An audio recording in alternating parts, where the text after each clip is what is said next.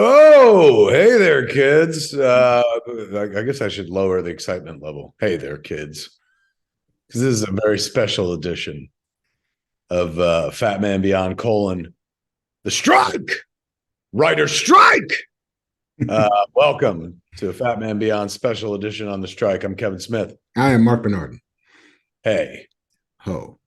this is our news voices. Marc had an idea about joining up and talking about strike, which is fucking good because I'm completely ignorant myself. For those who don't know, well, first off, for those who are like, what the fuck happened to your place? Because of the strike, I had to sell everything. So we're not millionaires. Yeah, fucking that's it. If I can't write, I got no money. So I sold everything behind me. No, we are in the process of packing up and moving from my house. Not anytime soon, but well, I guess within the next 2 months or something. But my office was one of the last to get packed up, and so look at this. Look how barren shit is. You know, and having been in your house on more than one occasion, it's a lot of shit to pack. Oh my God. I mean, I'm a hoarder, kids, an absolute fucking hoarder. So all the stuff that used to line these shelves got packed and sent into some things are in storage out here in Los Angeles. Some things went into those pods that you see sometimes like are outside people's houses and shit. Excuse me. And got shipped back east to Smodcastle, where I have a small apartment above the theater, which won't hold all the fucking shit we shipped out. So that went into storage. My whole life's in fucking storage right now. But you know, I live out of a suitcase, and that's good because the belts are tightening, kids. We're living in some frugal times right now, man, because those of us who make our earning off of words, who turn words into dollars, aren't doing that right now, are we, Marc? We are not. As of last Monday, I want to say it was the 4th, maybe. I don't know how calendars work anymore. It was the 1st. Both the Writers Guild East, Writers Guild of America East, and the Writers Guild of America West elected to strike. And if, I'm sure some folks have heard that, read about it online, or seen, you know, people's Twitter threads or Instagram threads regarding the strike, particularly Marc's. Marc's been walking the picket line and stuff, something I have not had a chance to do because I've been out dealing with my mom, who is getting better. Outstanding. She had they took the tube out of her nose, the feeding tube, so she can feed herself now. And she had a tracheostomy. She had the tube in the throat. They took that out today. So she's like tube free. So thanks, Mod. But you might have seen little bits and pieces about the strike and been like, what's this all about? What do you mean strike? Well, that's what we're here to talk about today in this very special edition of Fat Man Beyond. Marc is our resident strike expert. The two of us. Certainly. Between the two of us, Marc is fucking Norma Ray. So we're going to learn all about what's going on with the writers and why we're striking. Marc, teach them and me what we're striking about.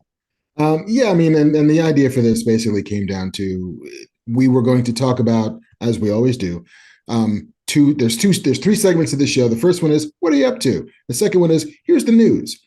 The news is what I'm up to, because there isn't really any other news aside from the fact that the Writers Guild of America, as they can do every 3 years, we have a contract, the Writers Guild, with the AMPTP, which is the Alliance of Motion Picture and Television Producers, which is, you know, the shorthand for the studios and the networks, the people who pay us to write, and then the union that protects the writers and allows us to collective bargaining. Every 3 years, there's a reexamining of that contract. And every 3 years, the writers have some things that they want. And also, not just the writers, every guild in Hollywood, the Directors Guild of America and the Screen Actors Guild, all have the same kind of agreement with the AMPTP, the studios. Every 3 years, that agreement expires. Every 3 years, there's a series of negotiations.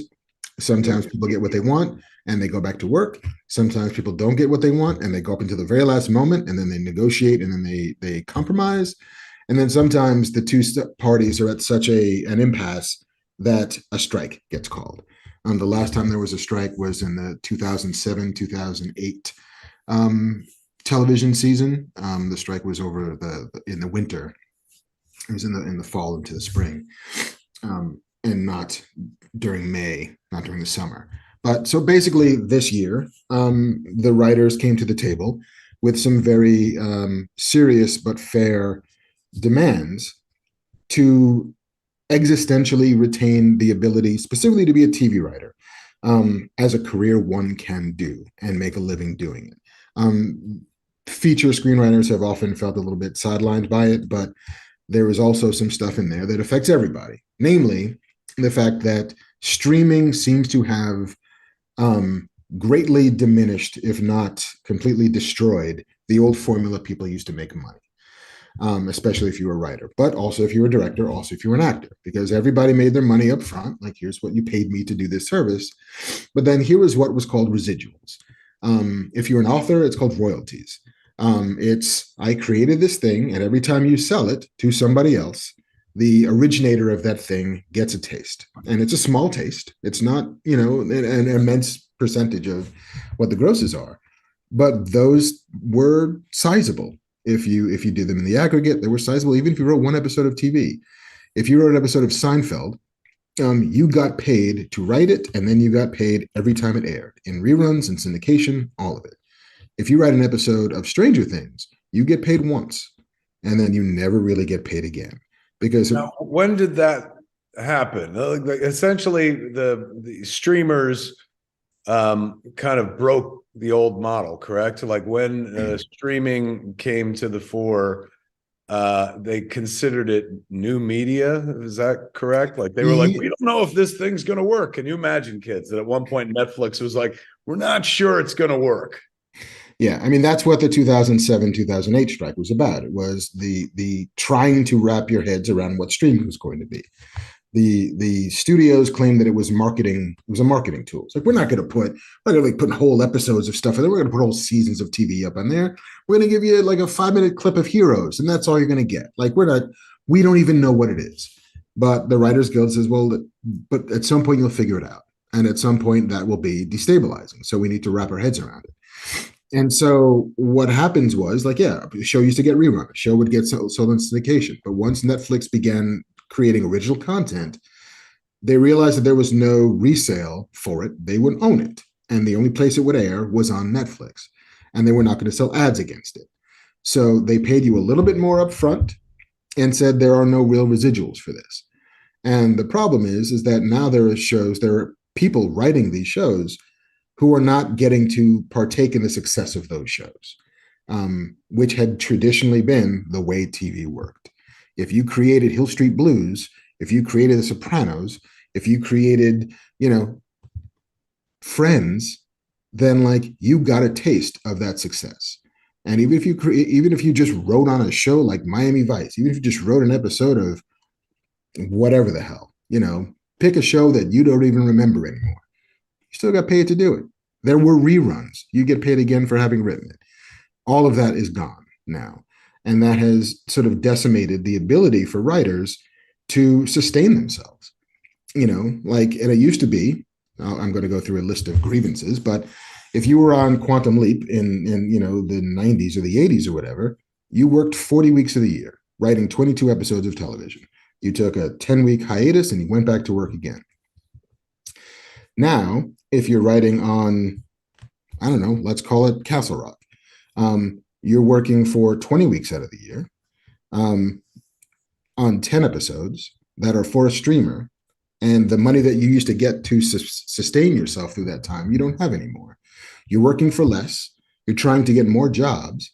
There are more writers trying to get more jobs, and it's just become an unsupportable ecosystem, an unsupportable economy. And so that's one of the big things that writers are asking for, in addition to the streamers telling us how many people are watching shows. Like the only way we have any idea of whether or not something is a hit is if Netflix puts it in their top 10. But what's number 14? What's number 23? How can you equitably negotiate for yourself? How can you be humble but let motherfuckers know how much you're worth if you don't know how much people are watching? So tell us what's happening. Tell us how many people are watching. And then let's figure out a residual formula based on number of views. So that again, if you create your next big hit Netflix show, then you can have a taste of that success. I think that's all that anybody's looking for is a taste, not that much, a taste. I think feature writers also, like if you write the most popular Netflix movie, if you write whatever the hell, The Gray Man, if you write whatever's going to be on Apple, if you write Tetris, if you write some original streaming movie, if it used to be, if you wrote a movie that went into theaters, you got a piece of that money. That could be a career for you. That could, like, middle class, you're not gonna be rich, but you would always get some money for having written a movie that people love. That is also now gone because they're not cutting you in to that sort of success. And then the other big thing, to just sort of break it down at its most elemental, is also protecting against the encroachment of artificial intelligence. Writers are concerned because things like Chat GPT, and I'm sure there's other off-market, off-brand versions of that, are not currently being used to write scripts, but in a couple of years, they can mimic scripts. Like if you ask, Chat GPT, hey, I would like you to synthesize 40 years of police procedurals and then kick me out of police procedural. We're a year or two away from them being able to do that. And then hiring one writer to rewrite it all so that it doesn't sound quite so boring, as opposed to let's hire a room full of people to create a new thing. It becomes the enemy of the new, and it becomes the enemy of the writer. And the idea that writers are the only ones who have to worry about that is, I think, a little bit short-sighted, because actors are already, like, if you're a voiceover actor, like, you can 100% just get some of that from a box. I mean, sure, there are going to be those who will always work. There will be like your Nolan Norths and your Phil Lamars and your Matthew Mercers and your John Hams and your George Clooney's. If you've got a recognizable voice and a brand, yeah, you're going to keep working. But if you're just a guy reading a script for some, documentary on World War II, they don't need that person anymore. You can get that out of a box. I mean, we get Darth Vader out of a box now, because they've synthesized all of James Earl Jones's voice work as Darth Vader. And now you can just type in what you want him to say and he says it. That's how Kenobi worked. That's how Darth Vader shows up in Kenobi, because James Earl Jones is too old and he's licensed his voice to Lucasfilm that they can now summon Vader whenever they want to. That's a thing? You could do that? Yeah. Because I'd like to sell my entire Silent Bob voice catalog. I mean, and have it. There's lots of shrugs. AI shrugs, man. Do you get, speaking of shrugs, lots of shrugs online from folks who are like, Hollywood strike, you don't even work, or blah blah blah, or have you found a lot of support? I found like 90% worth of support, because I think that people do have a rudimentary understanding, and the WGA has done a pretty good job of communicating what their core issues are, and the intransigence of the studios to actually faithfully negotiate on those core issues. So I think most people are at the very least vaguely on the side of the writers, because it's so weird to me to be on the side of some faceless megalomaniacal corporation. So I guess corporations should win. They should have all the things. And I think they understand that what the writers are asking for amounts to 2% of the profits of the billions that they make on streaming. There was a writer who explained to me, a guy named Paul Guyot, who was like, Netflix has 200 million subscribers, give or take 40 million or so. Each one of those subscribers has a credit card, and each month that credit card gets charged somewhere between $10, $15, $20 a month. So that is, however that math works, you're in the billions that they're making a month on subscribers. And so to claim that they just don't have any money feels somewhat insincere. They are not broke. They are not crying poverty. They have plenty. They have done record profits, especially given that we were in a pandemic when all one could do was watch shit at home. And so, but then there are some people who, of course, are like, you're just asking for millionaires asking for more money. For example, the card baron in comments said maybe they can write something worth watching for once. Wah, wah. Yeah. There's the like, who needs, hopefully you stay on strike forever so we can hire some writers who aren't like left-wing liberal child grooming pedophiles. Like, oh, okay, you're bringing a lot to this table, sir. I don't understand where any of that comes from, but sure. Okay. Grievance heard and muted. But I think that there is something somewhat intrinsically American about kind of punching upwards, trying to take down the man and claim a little bit more of what's yours, and what you think you're owed. Valuing yourself and then sort of doubling down on it. Nobody wants a strike. There's no writer out there who's excited to not be working. I mean, I had 2 or 3 things on the runway that showed lots of promise. You and I had a thing on the runway that showed a ton of promise that we all had to kind of put on ice and wait until this gets resolved. Like this, nobody wants to not be making money. But I think that it does come down to, if we don't stand now, when do we stand? And if standing later is too late. And so that's sort of the general thesis of it. It's trying to make sure that writing for the screen is a career that people can have, that it isn't just for the wealthy and the elite. And most of the people who write the television that you love are not rich. Not if you're living in LA, not if you're trying to sustain yourself here. There was a dude who was writing on The Bear, who incredibly popular show on FX on Hulu, critically lauded, maybe up for Pulitzer Prizes or Peabodys or whatever the hell it was. He's like, I don't know where my next rent check is coming from. I'm like, I just don't know how I make the year. I don't know how I make the month, let alone the year. He's like, and I just delivered my last script for The Bear season 2. And so, and there are lots of us out there who are just trying to cobble together a year, trying to get jobs, trying to score another gig, trying to do a freelance episode, writing animation, writing whatever you can write, because it is not the land of milk and honey that it had been in as late as the 2000s, let alone in the 80s, where people were giving away Porsches if you were on a hit show. Is that right? Yeah. I mean, granted, I think it was Friends were giving out Porsches. It's like, hey guys, we were number 1. Everybody gets a car. That's great. Thanks. We're not in that world anymore, with very rare exceptions. Like, sure, there were shows that do well. There are people who are rich. There are your Shonda Rhimes and your Greg Berlantes and, people with these giant overall deals at companies. And yeah, they produce. They're worth the money. But most of us are not rich. Most of us are, just trying to make it.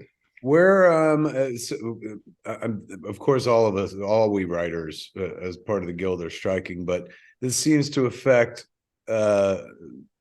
episodic folks more than it does feature folks, or am I ignorant? For the most part, feature folks, there are always some protections that the feature folks want. Namely, I think the biggest thing that the feature writers are asking for is to be paid more consistently. Because like if you write a movie that sells and it's your first one ever and you're going to get guild minimum, even a little bit above guild minimum. For example, our friend Scott Moser sold the spec script to Warner Brothers for a movie called Maud versus Maud v. Maud, which they instantly turned into a fucking 8-figure package for a feature that's going to star Angelina Jolie and Halle Berry. But he's written episodes of like Spider-Man and one of the Spider-Man cartoons and stuff, but he's a first-time feature writer. He's a first-time feature writer who comes from also having produced and directed The Grinch. He's not an unknown quantity. He's that is the anomaly and not the norm to come in for some like, oh yeah, I made $14 million selling this script as a package or whatever that is. Right. if you're like a regular person with no credits in this business and you sell a movie, maybe you get $200,000 for selling that movie. Maybe. 30% of that goes away for taxes. Another 25% of that goes away for commissions to your agent, manager, lawyer. That leaves you with 45% of that 200 million, $200,000. What is that? $85,000, $90,000. And if you're living out here in Los Angeles, good luck making that fucking work, Right. because it's an expensive place to live. And this is It's where an expensive place to live, and you might not sell another one for another 2 years. right. And so you got to make $80,000 last you for 24 months in a town like this. Like, that's not a rich person. That's a person who's like solidly lower middle class. you know and so finding ways to make it so that that person can get a bit more for that sale, not have to wait so long for that money, be part of the process of being involved and doing more than one pass on the script, like getting paid to do a rewrite, getting paid to do a third draft, getting paid to do a polish. Like, all of that can be money applied to that sale, so that but ultimately what we're fighting for is the lower end of the career, for the people who are just starting, for the people who are just breaking in, getting their second, third jobs, and making it so they can get their fourth job. And then in television specifically, it's learning how to do the job. Like, I've been on 7 TV shows, and I've been on set for 1 episode. Now, at some point, they will give me a show to run. Knock on wood, I'll sell a thing and I'll be the showrunner of that show. Explain for those who are completely ignorant what a showrunner is. In television, the showrunner is the sort of creative source from whence it all springs. They're the last line of defense for the creative, and they are the head of what is ultimately like a $100 million business employing between 10 and 200 people, where you're helping to cast the show, you're helping to write the show, you're making the final decisions on everything creative about the show. You're on set to produce the show, to make sure that what's happening while people are rolling trucks and rolling cameras and costumes are right. And, oh man, we don't have sun today. And oh shit, it rained out this set. What do we do? It's problem solving at a rapid pace. Television is a writer's medium, it's often said, and the showrunner is the director of television, is the one who is the first and the last word on most of what happens. And much of being a showrunner is not just learning to write, but it's learning how to produce and work with other people and interface with department heads. I mean, it's a lot of stuff that I learned in theoretical, that I learned a bit on set for the episode of Castle Rock that I produced, that I learned making my own short, and that I learned from watching other showrunners and other directors do that job. It's there's a lot to it, and there's a lot of trust, and there's a lot of confidence that one has to have that they can do that job. But it used to be that, like, started as a staff writer on LA Law, you went to set, you interfaced with Jimmy Smits and Blair Underwood and Corbin Burnson, and yeah, I remember the cast of fucking. I mean, what the fuck? What an ancient poll that is. Fuck. Kids, LA Law was a show that happened way back in the 80s and stuff. Marc's reaching very far back. Reaching very far back, because that's, to a certain degree, how long ago it was that you could do this, where you started as a staff writer, you produce your episode, you were on set for your episode, you got to go to post and watch as the episode gets edited, you offer creative input on the editing of the story, because you as the writer are the only real container of knowledge about what that story does and what that story means in the whole of the season. And then you'd get promoted, and you'd keep doing that, and you'd get 10s and 20s and hundreds of hours of producing television under your belt before it got to be your turn to be a showrunner. And at that point, you were armed with all of the knowledge base that you've built over time. But I've been on, like I said, like 7 shows and been on set once, and a lot of that apprenticeship doesn't happen anymore, because we're writing our episodes discreetly, like, hey, we wrote all 10, great, thanks everybody, we'll see you at the premiere. And then they go off to shoot the show in Johannesburg or Prague or wherever it is. They're not taking the writers with them. There's one producer, one showrunner who's doing it all himself or herself, and nobody's learning how to do it. We're not passing on that skill set. We're not creating the next wave of people for whom a studio will feel totally comfortable handing $200 million and saying, all right, go make that show about dragons. It's cool. You got this. And I Instead, think, they're going to hand it over to Chat GPT and be like, make us a show about dragons. yeah, it'll be great. Like now, analyze every other show that's been about dragons and just do the ones that were good. Does not compute. Does not compute. Dragon show. Hey, somebody asked in chat, Daniel Koliani says, can you two talk about the process of getting the He-Man, rather Masters of the Universe, writers' room together and a peek into the negotiations so we could see what writers are up against with the studio? That's a fair question. It is. That was a situation where there was a writer's room, but there was no writer's room. Am I correct in that? Yeah, I mean, animation is different than live action for a number of different reasons. There's a different guild that organizes animation writers. It's the Animation Guild is the name of it. It's IATSE 837, I think it is.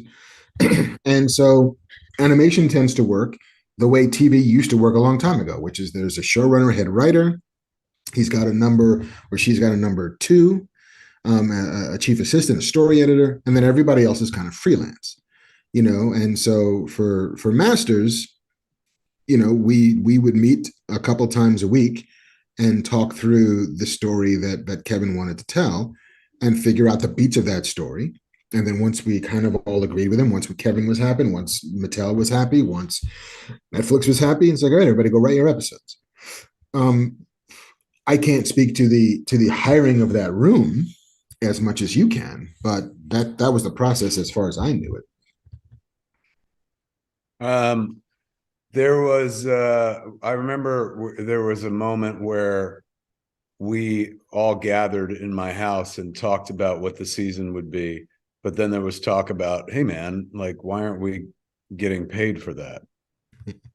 And this was going back a few years. We just recently worked on Green Hornet as well, another animated project that I guess doesn't fall under the same Writers Guild rules. Yeah, like that was overseen by the Writers Guild of Canada, which has a sort of alliance agreement with the WGA. So they're very specific about like, hey, no, we'll pay you for the time that you're just generating on every story summit we got paid for. If I remember correctly, they paid into our health insurance and everything, and it was great. It was different from the master's room because I think were better positioned to take care of the needs of the writers in ways that made them feel good and made us feel good. Where is the studio, or where do the studios stand on this? They haven't immediately caved and been like, oh my God, give the writers whatever they want. No, the studios. I read they've started canceling overall deals. Like that's the first move. Really. Is it David Simon who worked on The Wire, and yeah, like he's had a deal at HBO for fucking ever, and quarter of a century. Yeah, and they killed his overall deal. Yeah, I mean the first step is, and this is part of their playbook, really, is first you suspend them. You say, listen, we're not going to pay you while you're on strike, but we're not going to make you go away. Then after like 6 or 8 weeks, there's a time at which they can claim force majeure, fancy French word for saying, an act that they had no control over has made it so that you're not rendering your work services. And so now we can kill this overall deal completely. And an overall deal is basically like a down payment on a writer's talent, right? Like if I'm giving, with the promise that writer will then deliver a hit show for them. So if I'm Netflix and I offer Shonda Rhimes an overall deal, it's because, we're going to get something like Grey's Anatomy. We're going to get something like Scandal. We're going to get Bridgerton, and that'll be great for us. And so for us to be the people who get that next thing, we will pay you X amount of money a year. And for somebody like Shonda, for somebody like David E. Kelly, for somebody like, J.J. Abrams, for somebody like Greg Berlanti, those deals tend to make sense. But what this allows them to do is say, those $4 or $5 billion we were spending in overall deals over all of the writers that we have in our stable, we're just wiping the slate clean. That is now money we do not have to pay out every year. And then we'll negotiate. It lets them like reset the deck a little bit. And again, like overall deals, not everybody has them. Most people don't. And the people who do have them, those are among the elites, you know, and it's not a dumb business decision to do that. I mean, Universal used to make Guillermo del Toro movies, despite the fact that very few of them made money, banking that at some point he would make Shape of Water. You know, it's like, oh, here's the one that hit. Here's the one that made hundreds of millions of dollars and won us Oscars. It was worth making, whatever Crimson. I wanted to say Tide, but I know it's not Crimson Tide, and I don't think it's Crimson Wave. But it was some like sort of gothic horror romance with Tom Hiddleston and Jessica Chastain that kind of nobody went to go see. Some people love, nobody went, but it was worth it That for them. happened already? It happened already. It happened about 10 years ago, I think. Oh, okay. So overall deals, they get to wipe those clean. And I think that that's when the studios begin to think for real about re-engaging with the guild and with their requests / demands. They also wait to see what the other guilds do. The Directors Guild, I think, is up next in their negotiations, and after that, the Screen Actors Guild is up next. Yeah, they just announced both the DGA and SAG also announced that the end of their deal with the AMPTP. When it's up, I think on June 30th. They've not renewed it yet, so that means they're going to go into negotiations next. It could be the summer of the strike. A lot of people are like, SAG's not going to strike, DGA is not going to strike, but a lot of people were also saying writers aren't going to strike, and here we are striking. So it could be that the whole town shuts down for a red hot minute, man. I mean, you know whose time it is right now, aside from fucking reality TV? Indie filmmakers, truly indie filmmakers, not like the indie filmmakers that, populate Sundance these days, where they're just offbeat or off kilter films with very famous names in them. I'm talking about now's your chance, kids, to make your Clerks. Like, if you're been sitting around going like, I've always wanted to make a movie, and you could do so because you're not a member of the Writers Guild or the fucking DGA or SAG or anything like that, they're going to be looking for content pretty damn soon, because the longer the strike goes on, the less is actually getting made and produced. Sooner or later, they're going to need product, man. So if I was any one of you cats who've never done it before, that's what I'd be pursuing right now, making that inexpensive, no budget movie I've always dreamed about in the back of my mind, because there's a window here of opportunity, where soon every studio and streamer is going to need content. Now, it also seems like the streamers are going overseas for content. Is that correct as well? I mean, Netflix has absolutely begun, and Netflix was the first really global one. But when Squid Game hit in ways that nobody expected Squid Game to hit, they're like, hey, you know what? Turns out Korea's got a lot of television. It's like when RRR blew up, last summer, it was, oh, you know what? It turns out that India and various parts of India are massive producers of movies and television. Maybe it turns out we should begin importing some of that stuff here as well. And I think that there are networks like, BritBox or whatever that have been delivering or aggregating British TV. There's 50 years of British TV that most Americans have never seen. So I think they're going to their deep bench. They have a library of stuff. They have the ability to sort of access international productions. So I think that for the guilds, it's a matter of finding ways to put pressure. Hold on. A lot of people in chat going, wouldn't that make indie filmmakers scabs? Not at all. You're allowed to work for yourself. Yeah. Like that. And the guild has been very clear, because we got a whole list of strike rules, things you could and could not do. But you can write for yourself. I can write a movie tomorrow. I can shoot a short tomorrow. I can't do it via any particular union, and I definitely can't get paid to do so by any company that we're currently striking against.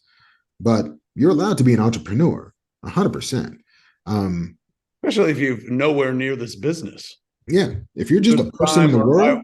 There was a time I was not a member of the Writers Guild. I was a complete outsider. So no, this isn't nobody's saying like cross the picket lines, be a scab. But if you're an indie filmmaker or a no budget filmmaker, now's the time to be making a thing, because sooner or later they're going to be looking for content, and that is definitely not being a scab. I'm so glad I watched chat, because otherwise fucking get off the show and be like, we did a good thing today, and a bunch of people would be like, says scab. No, like you're a scab if you cross the picket line to go into a studio and write and write something, write anything for anybody and have them pay you. I mean, technically, I'm not even supposed to be on the studio property, which is fine. Like I have no reason to be on the Paramount lot. I have no business in there at the moment. And striking, picketing, right now it's awesome. Right now it's like, I was explaining to JC before we hopped on, it's like that first day in school after summer vacation, when it becomes like, oh, hey man, how have you been? I haven't seen you in forever. Did you have a good summer? It's a bit like reunion-y. And the spirits are high and people are chanting and singing, and, famous people are delivering donuts and pizza, and like, it's a bit of a party. And so it's nice. I mean, and I'm getting my steps in. I'm walking like 4 or 5 miles a day. My doctor's very happy with me being on strike. It'll change. Getting your steps in, are you? Getting my steps in. It's like hiking a very flat runyon for 3 hours a day. Yes, very flat runyon. That'll change once we go deeper into the strike. The last strike was 100 days. It was whatever that is, 3.5 months. And once we're doing this in August in Southern California, in the Valley, when it's 115 degrees out, walking around the Disney lot, it won't be like singing and chanting and drum circles and donuts. It'll be, Bataan Death March.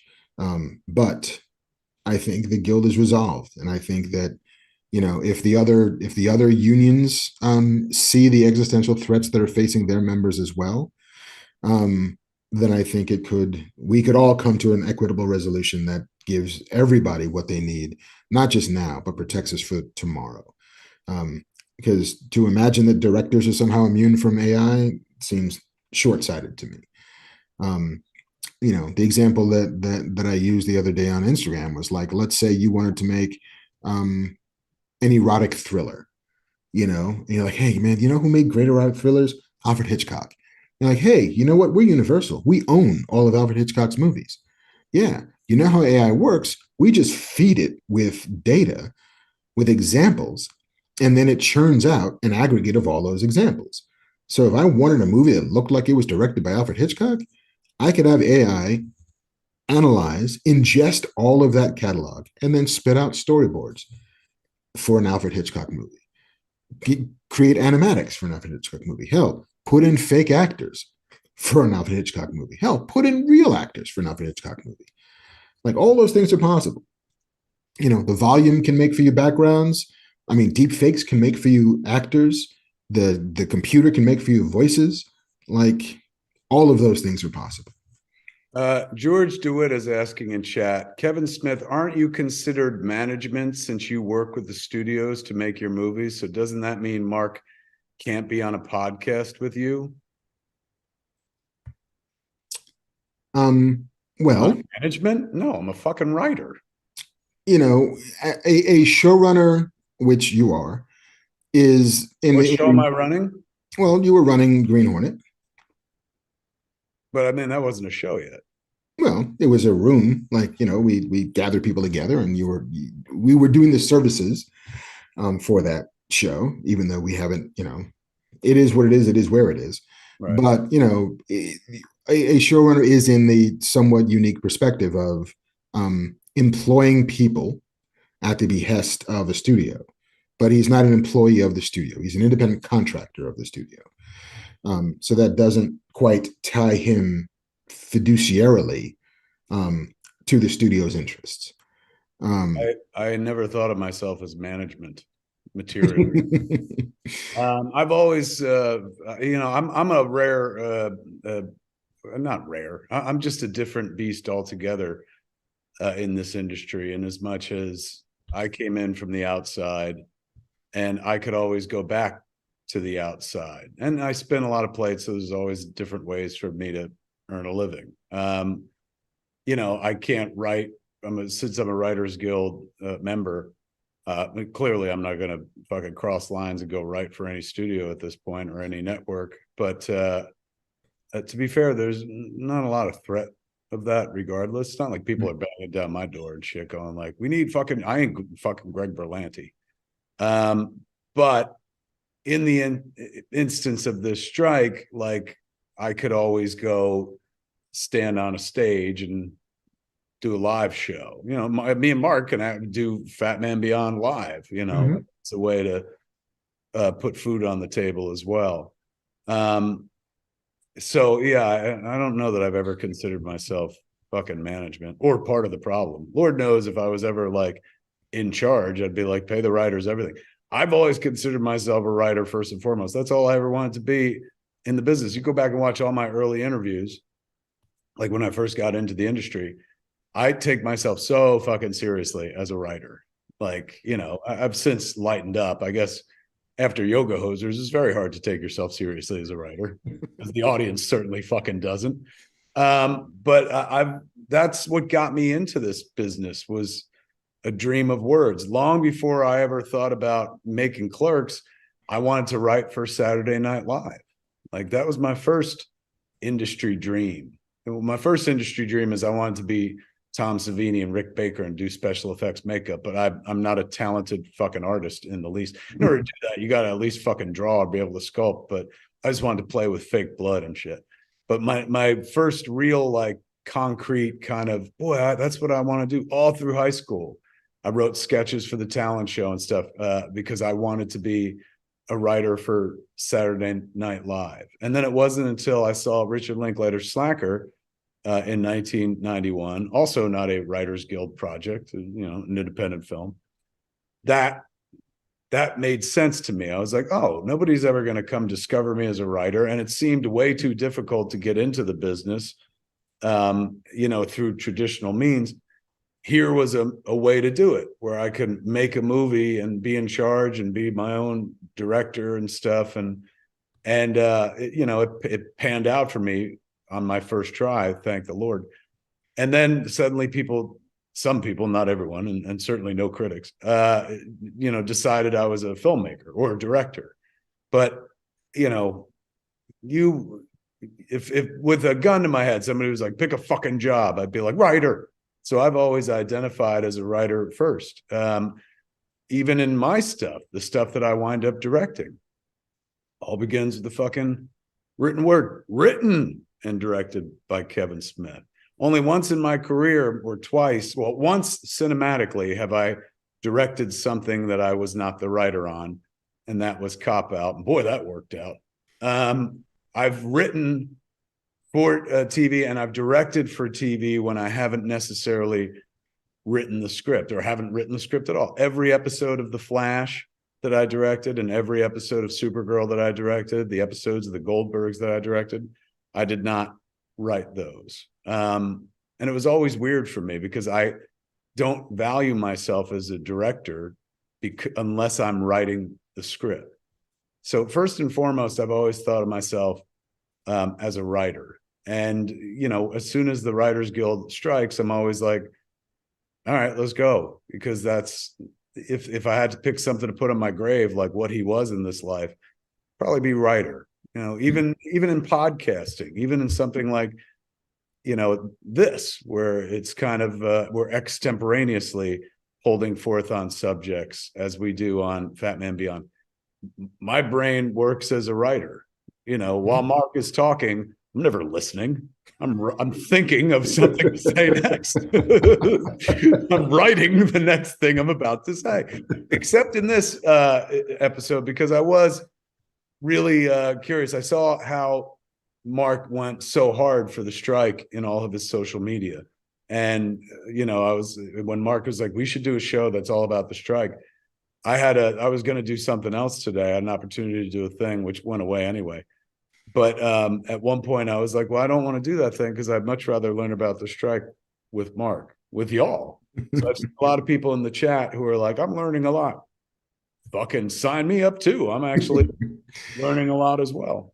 Yeah, I mean, I'm a relatively inactive guild member in that, like, I don't go to meetings. I'm part of the Writers Guild East, and I live in Los Angeles. So, Are you a Writers Guild East member? I'm Writers Guild East.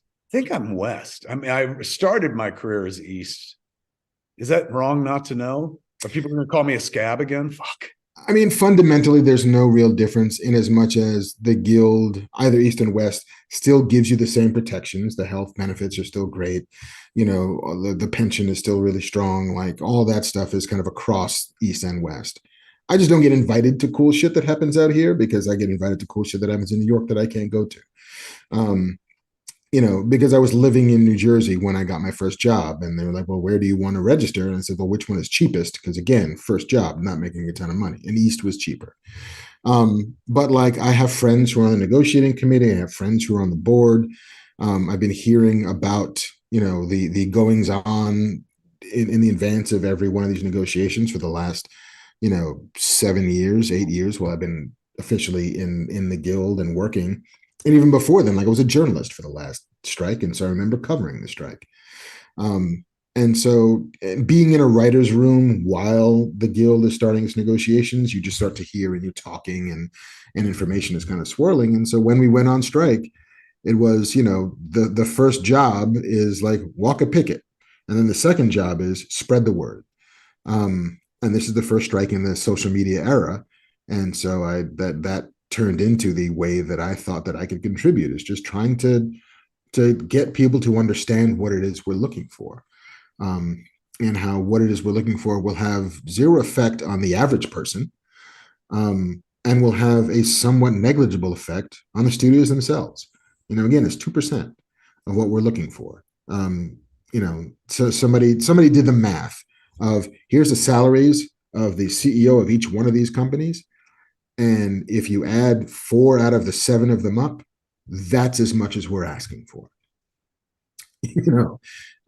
Which doesn't seem like a ton of money in the grand scheme of things. It's a rounding error for a lot of companies this size. Apple does not care how much they'd have to give up. Amazon could care less, because streaming content for those two companies are negligible at best.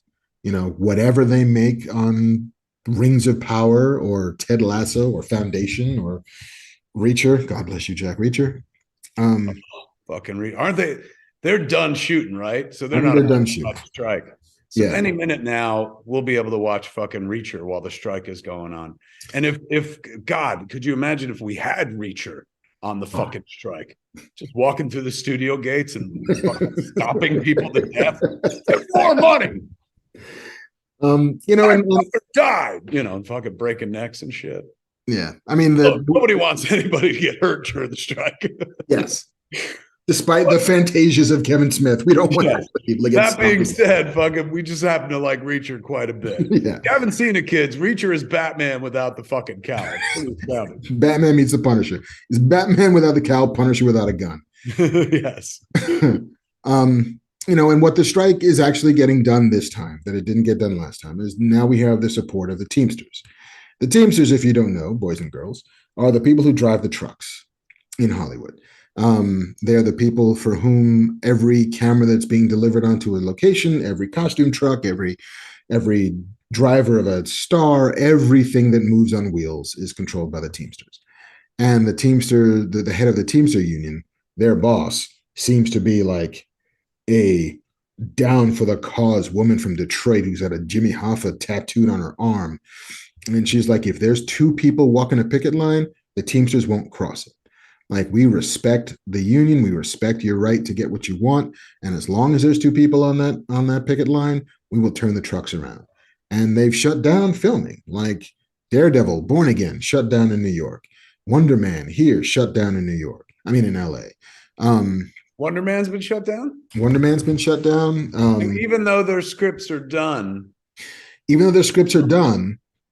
you can't roll the truck onto location, if you can't bring the stuff to where you're shooting, if you can't deliver stuff, you can't really shoot.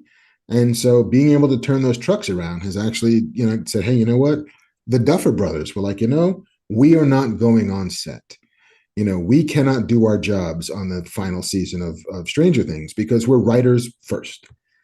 And that's how we identify and we believe in it. And being on set to produce your episode, even if you're just producing and not writing, you're still writing. You're still giving, alternates for lines. You're still deciding what to cut. Once you get into the post is another chance. Editorial is another chance to write the movie again. And they're like, that's writing. It's all writing. And so we're not doing it. Sorry, Netflix, but you're just going to have to wait until we resolve the strike for the next season of Stranger Things. So now, presumably, Netflix gets mad at that, right? Or are they like, we understand? I mean, they get mad at it, but they're not going to fire the Duffer Brothers. Why not, Mark? They're first timers, right? These Duffer kids, they don't know what's going on. Show ever. That's who we're striking for. We're striking for the young writers like the Duffer. The newbies need some protection, so we want to get them those protections. How rich do you? The Duffer Brothers are probably way richer than we'll ever be in this fucking lifetime, right? I mean, I'd like to think so, but also if Stranger Things was on ABC, they'd be swimming in money. Good point. Good point. This is why you come to the show, kids. Education like what Mark's talking about right here. You're good. Excellent point. If it was a network show, they would be, I was trying to think. They'd be David E. Kelly, for heaven's sakes. They'd be Aaron Spelling, like living in the biggest house in Hollywood, because they have the biggest hit on television. And so, like Tony Gilroy said that he's, stepping away from production on Andor. I don't know if they're going to keep going, but it's hard to imagine that you keep making Andor without the guy who made Andor. And then expect it to be the Peabody winning, Emmy nominated version of that show. Because that person nominated for an Emmy? Yeah. But that person needs to be there for quality control. That person needs to be there to make decisions. That person needs to be there to help, just shoot it on the fly. Like, I had an idea, let's try it this way. Sometimes that gives you gold, and that's what you're banking on. And so there are some impacts that are happening, across streamers and network shows.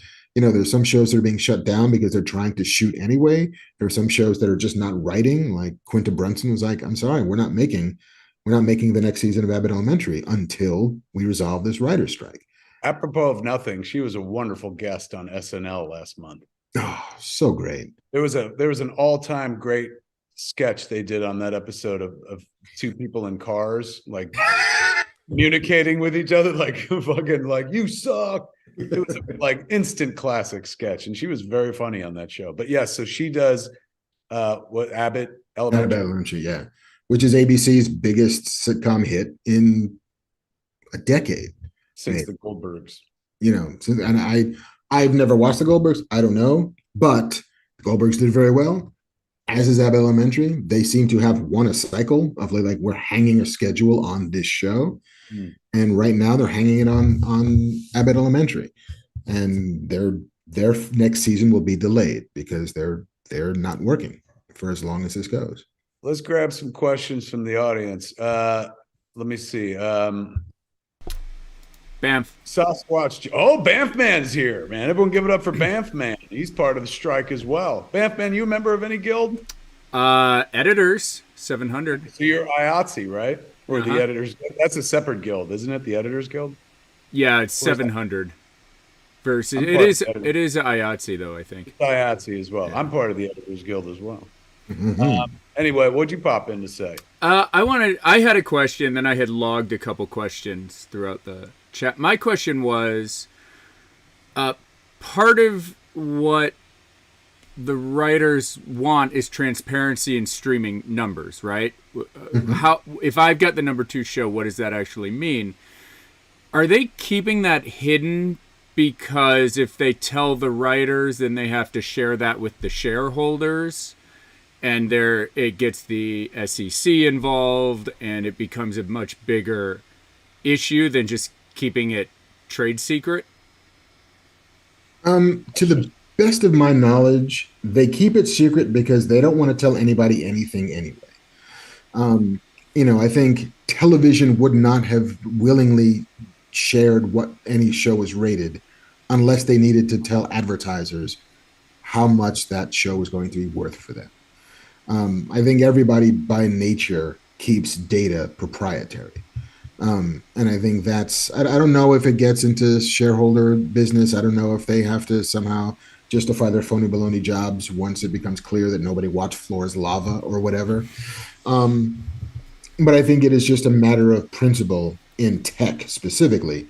But I think in business at large is just don't tell anybody anything they don't need to know. If we cannot tell them, don't tell them. And so I think that transparency is one of the things that unites all of the guilds in this action, which is everybody wants to know how their shows are doing so that their managers and agents can negotiate for them a better deal next time so that they know, oh, hey, I just did Night Agent for you and 300 million people watched it. Shouldn't I get a piece of that action? As opposed to somebody who created a show that nobody watched and we're still somehow getting the same cut. Like that just doesn't seem equitable to anybody. And so I think it's prying from them something they are naturally predisposed to not sharing. So I've got a couple that I pulled throughout chat. Anton wanted to know, how do writers survive during a strike outside of just pulling from their savings? And is there a fund or anything that people can donate to help keep food on the table? I think saving and knowing this was coming is a big part of it. I think, as Kevin said, some of us are lucky in that we have different revenue streams, which is we can do a podcast and live and we can sell some tickets and that's money that comes in.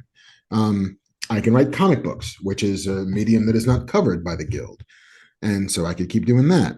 I could, animation, also not covered by the Writers Guild. So like it's a little funky because you're still dealing with the studios that are currently struck from the live action side to then have to deal with them on the animation side, but it's doable. Video games, not covered.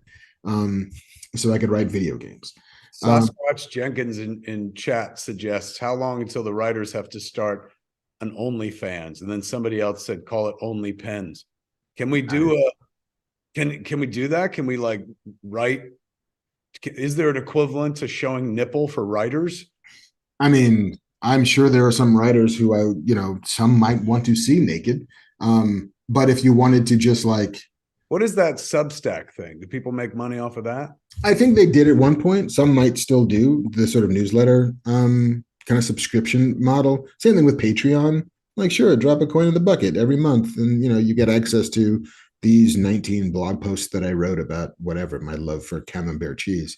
Or we could fucking move to super chat on this episode and get a little fucking Quan right there. JC, get ready to super chat that shit. There is an entertainment support fund that currently exists. I don't know if that's the name of it.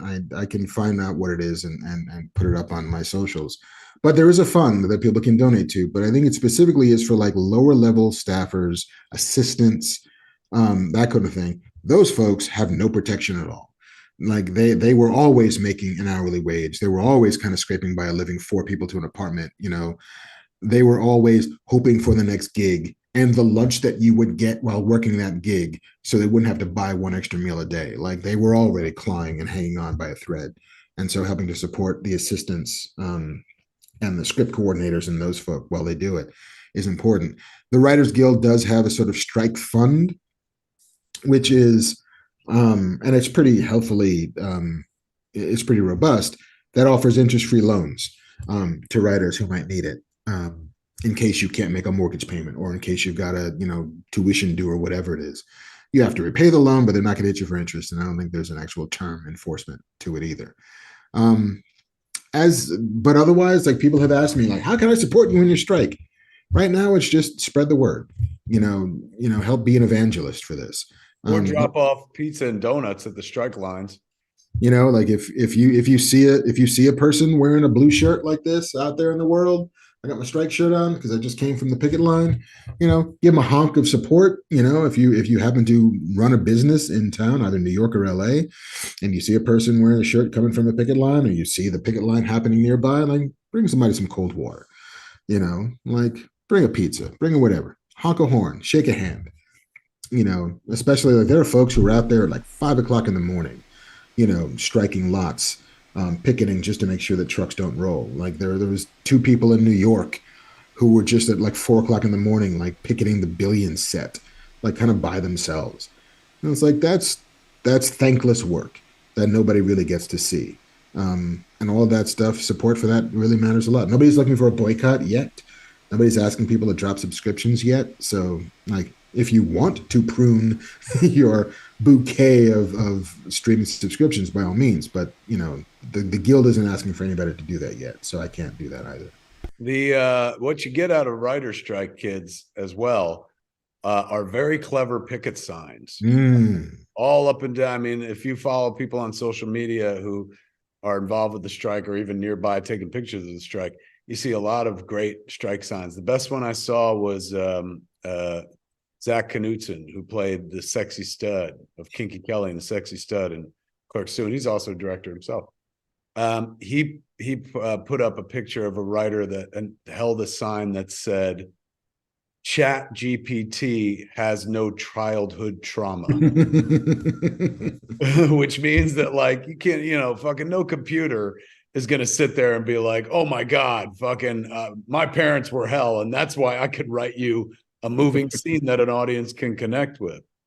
Going back to the thing you were talking about streaming numbers, wouldn't it be fair to say that when David Zaslav over at HBO Max started fucking killing shows and pulling, like, they had a Seth Rogen movie for HBO Max, I think it was called The Pickle or something like that, and then they pulled that out of rotation, and the idea behind that, the unspoken, and maybe correct me if I'm wrong, the unspoken idea behind that is, if we leave this here, we have to pay people who worked on it, and it's not pulling enough numbers for us to give a fuck.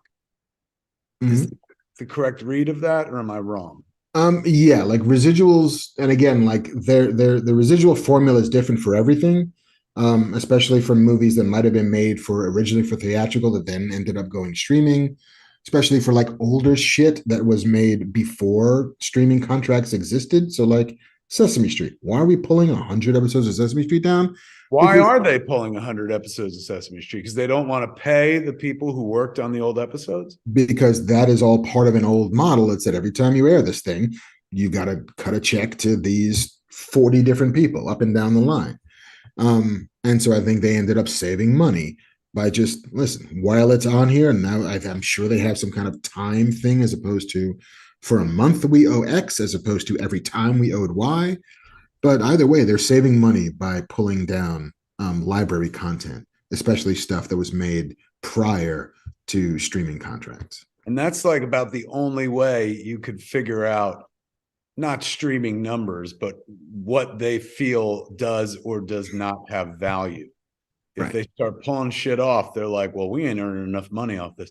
When the streaming wars began and streaming began in earnest, it was this promise of we've turned on a tap that will never fucking be turned off. And you could, boy, you think YouTube was great. We're going to put up every episode of every TV show you ever loved, and you're going to have access to it forever for fucking $9.99 a month. But then the unions caught up with streaming, like as we're seeing right now, where suddenly streamers are like, oh, well, perhaps we promised too much too soon, because there's a bunch of stuff that sits on a Netflix or an HBO Max that goes untouched. Just because it's there doesn't mean somebody's always clicking on it. Think about how often you go through the list and pass tile after tile. Not everything is fucking Friends, where high school kids will click on it and watch the whole fucking show in a weekend and stuff like that. Some shit won't ever get fucking touched just because it's there. I mean, I used to work in a video store. We had fucking thousands of video titles, but there was a bunch that never got fucking touched. Same thing with streaming. So now, in a world where like the unions are catching up with streamers, and they're like, well, you still got to pay for some of this shit. They're like, well, I'm not paying for something nobody fucking watches. That's ridiculous. We're not a fucking public service. We're not PBS. And PBS, was the home of Sesame Street until HBO what, bought the entire library? Yeah, I think HBO became the sort of corporate, the overwhelming corporate sponsor for it. I don't know if the Heller Rubenstein Foundation still has a piece. I don't know if PBS, I'm sure the PBS Studios still is involved in it. But yeah, HBO kind of bought it lock, stock, and barrel. And so they have Sesame Street. And then it became, now we're counting on the largesse of corporations to give us what had been, a generational good thing. And I think I mentioned it before, I still feel bad that we failed Sesame Street as a society. Like, guys, all we had to do was buy a fucking tote bag once a year, and we had Sesame Street for free forever. Bamf. I look will. who's back, man. Bamf, I will man. Get that super chat. Don't get that super chat ready, Bamf, man. I think it's on. I think Will Wilkins put it on. Yeah, they did. Will Wilkins put it on. I will say that when HBO did that, PBS said, fuck you, and they put all the stuff that they owned still up on YouTube for free. So I watch a lot of Elmo on YouTube with my daughter. So PBS is fighting the good fight. Always fighting the good fight. And all they ask is, as Mark said, you buy a fucking tote bag. Just you sons of bitches. Ralph Cotto in chat said, will the writers of your, I'm not going to say the sponsor name, ads also be on strike? Please say yes. That's very humorous, but it allows us a segue. Oh, nice. In the midst of our strike chat, kids, we got to pay some bills here and stuff. We got a sponsor this week for this episode. Even for this episode, we got a sponsor, man. And it's the good folks, our good friends at Native, ladies and gentlemen. I love the feeling of soaking up the sun this time of year. But with all that time in the sun, I am always worried about protecting my skin. You know what? I can't. This is a lie. I never think about my fucking skin, ever. And I'm always told, you have to fucking wear sunscreen by people who care about me and love me and shit. But I don't. But I will now. You know why? Because Native makes a goddamn sunscreen, man. They can give my skin the protection it needs and soak up, so I could soak up that much needed sun. Native makes sunscreen. Can you imagine this? We've been promoting Native since Native was born, man. They make this shit they put on your armpits. They make this shit that you wash your face with. They make this shit that, not hats, but that you wash your hair with.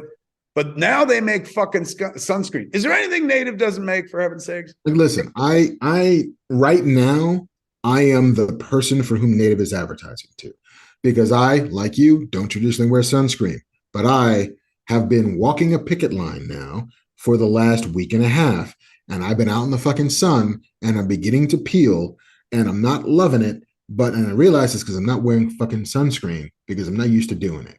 So now I need to know. Tell me more about this Native sunscreen, which I need to wear because I'm tanner than I need to be, Kevin. Well, let me tell you all about it. Native's quickly absorbing, ultra sheer, hydrating, and lightweight sunscreen formula offers a broad spectrum SPF 30 protection from those UVA and UVB rays, man. All Native sunscreen is made with a 20% active zinc oxide formula that is dermatologist tested and suitable for even the most sensitive of skins.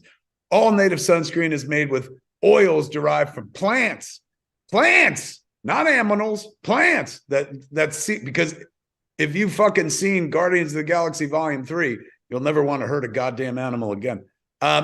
Plants they derive their oils from that seal in skin moisture, and it's vegan and cruelty-free, man. Don't make a rocket raccoon, for heaven's sakes. Choose from one of Native's 3 delicious but subtle scents. For example, coconut and pineapple, rosé, or sweet peach and nectar. Doesn't that sound delicious? Makes me hungry. All for your face or for your body, man. Or try Native's unscented option. Let's say you're one of those people who's like, I don't need fancy fucking smells. Just protect my goddamn skin from the UVA and the UVB. Well, you could get unscented option as well. My favorite would be pineapple. I love the smell of pineapple. I'm about that sweet peach and nectar business right there. Are you really? Look at you. I eat a peach. Mark's getting all dirty and shit. That's why we got a fucking strike. Because that level of writing, people are like, I ain't paying for that. Fucking sweet peach talk and shit. Oh, he's doing his writing and peach emojis. That man loves ass. And nectar. With all Native sunscreen, man, you get protection from the sun that is free of chemical actives, oxybenzone, octinoxate, and avobenzone, which makes native sunscreen compliant with the Hawaii Act 104, which was passed in an effort to protect Hawaii's reefs, man. They ain't just protecting your skin, they're protecting the goddamn Hawaiian reefs. Thank you, Native. Company. Come on, give your skin the protection it deserves with Native's mineral sunscreens. Go to nativedeo.com/fatman or use the promo code FATMAN at checkout. You get 20% off your first order. That's nativedeo.com/fatman or use the promo code FATMAN at checkout. nativedeo.com/fatman. Say it with me. nativedeo.com/fatman or use the promo code FATMAN. We thank the good folks at Native for sponsoring this here show. Oh, As yeah. we talk about the strike and whatnot. They're not scabs. They're trying to make sure you never get scabs. Yes. Nice. Thank you. I made it relevant to our whole discussion here. We thank the good folks at Native. And we thank, if you want to thank them, go to nativedeo.com/fatman and buy some of their cool ass shit, man. Get that sunscreen, Mark. Oh yeah. No, I have to, because it's gonna get peely, and nobody wants that. Nobody wants peely.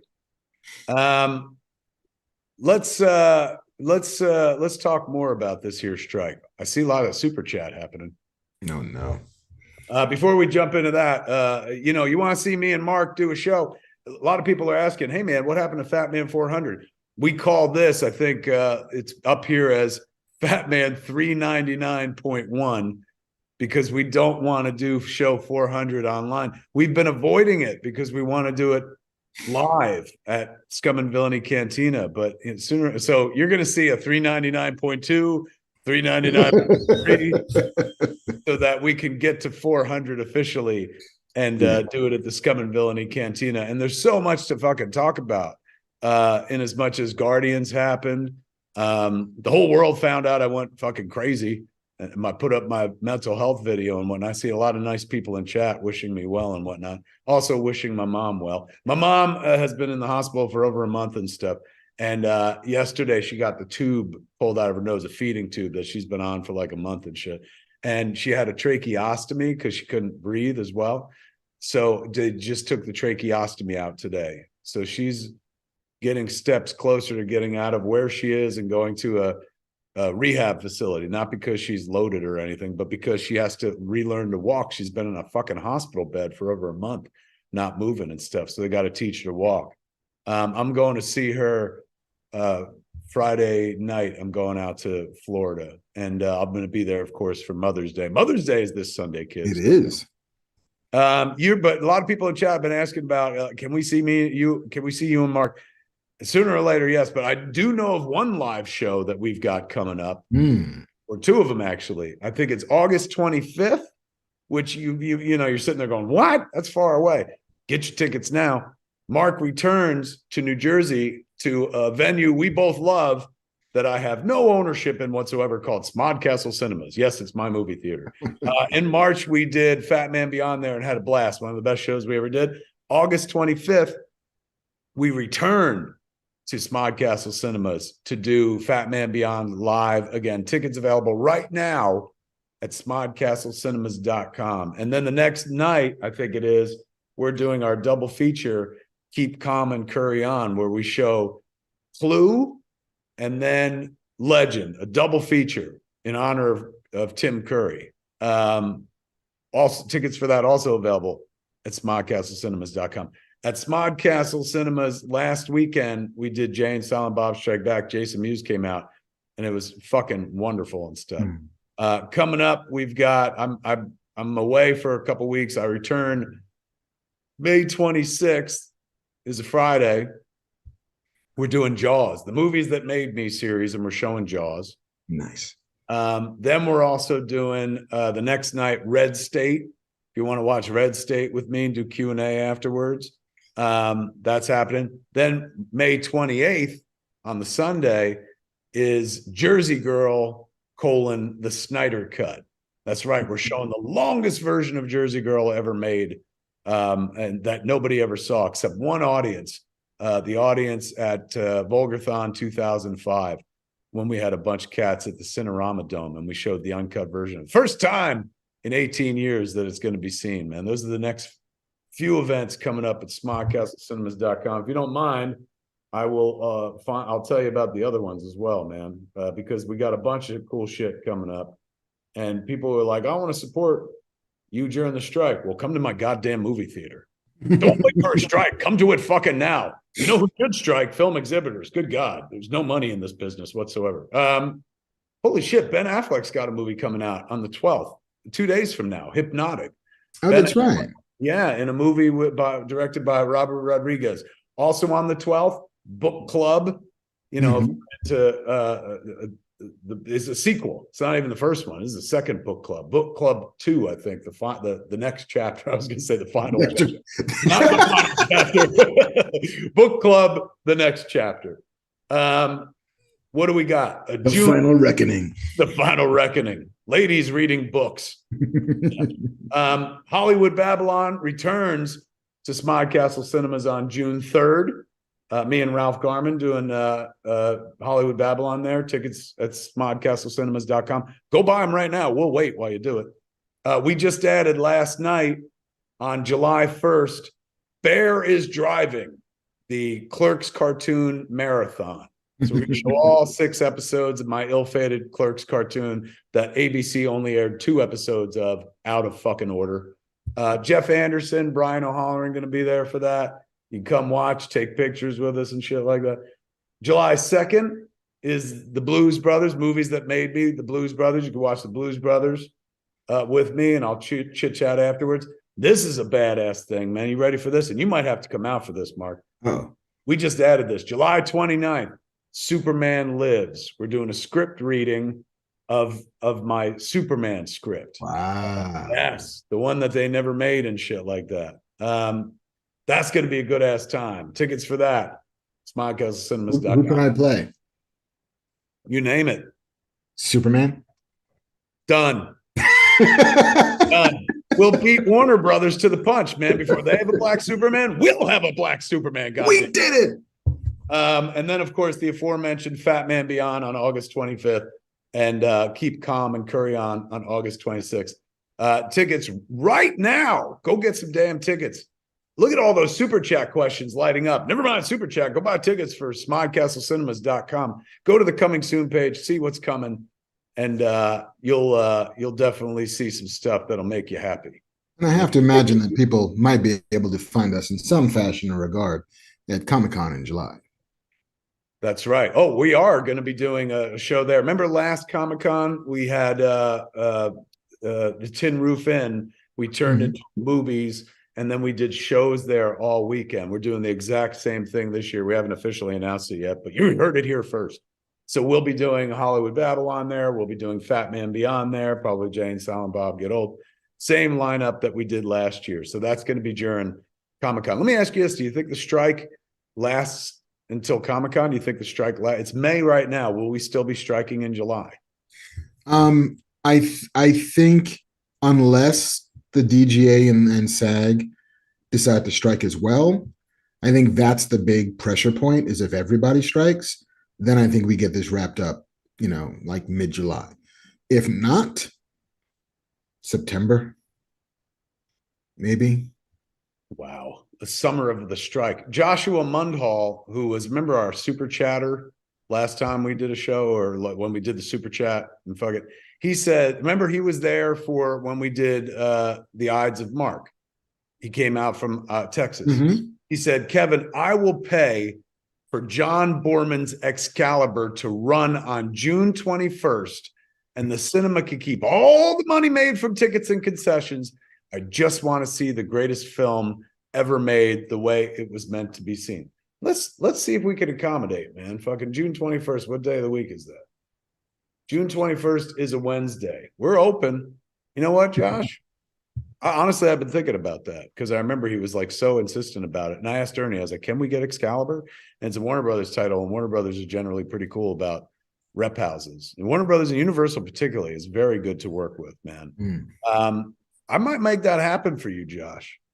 I mean, it may be me and you alone in that theater watching the movie, but fuck it. You'll see Excalibur the way it was meant to be seen. And now, if you promise young Patrick Stewart, young Liam Neeson, and naked Helen Mirren, I think you'll get more than 3 people in that house. That's true. That's what you get when you see fucking Excalibur. Also, you see one of the best representations of the Arthurian legend ever committed to any medium, as far as I'm concerned. Way better than Disney's Sword in the Stone. Yeah, I said it.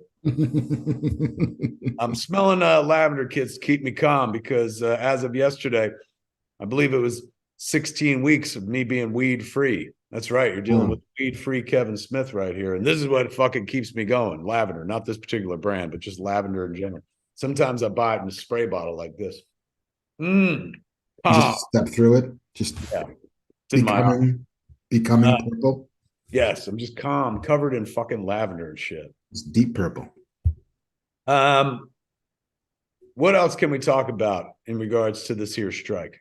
I don't know. Do we need to hit some of these super chats, or are they just people saying, yeah, we need to hit some of these. Now you're talking. You know, you mocked me last time we did super chats, but now in a world where we have no writing salaries, this super chat, this is the only way we're going to eat. So I let you pick. You pick the super chats, man.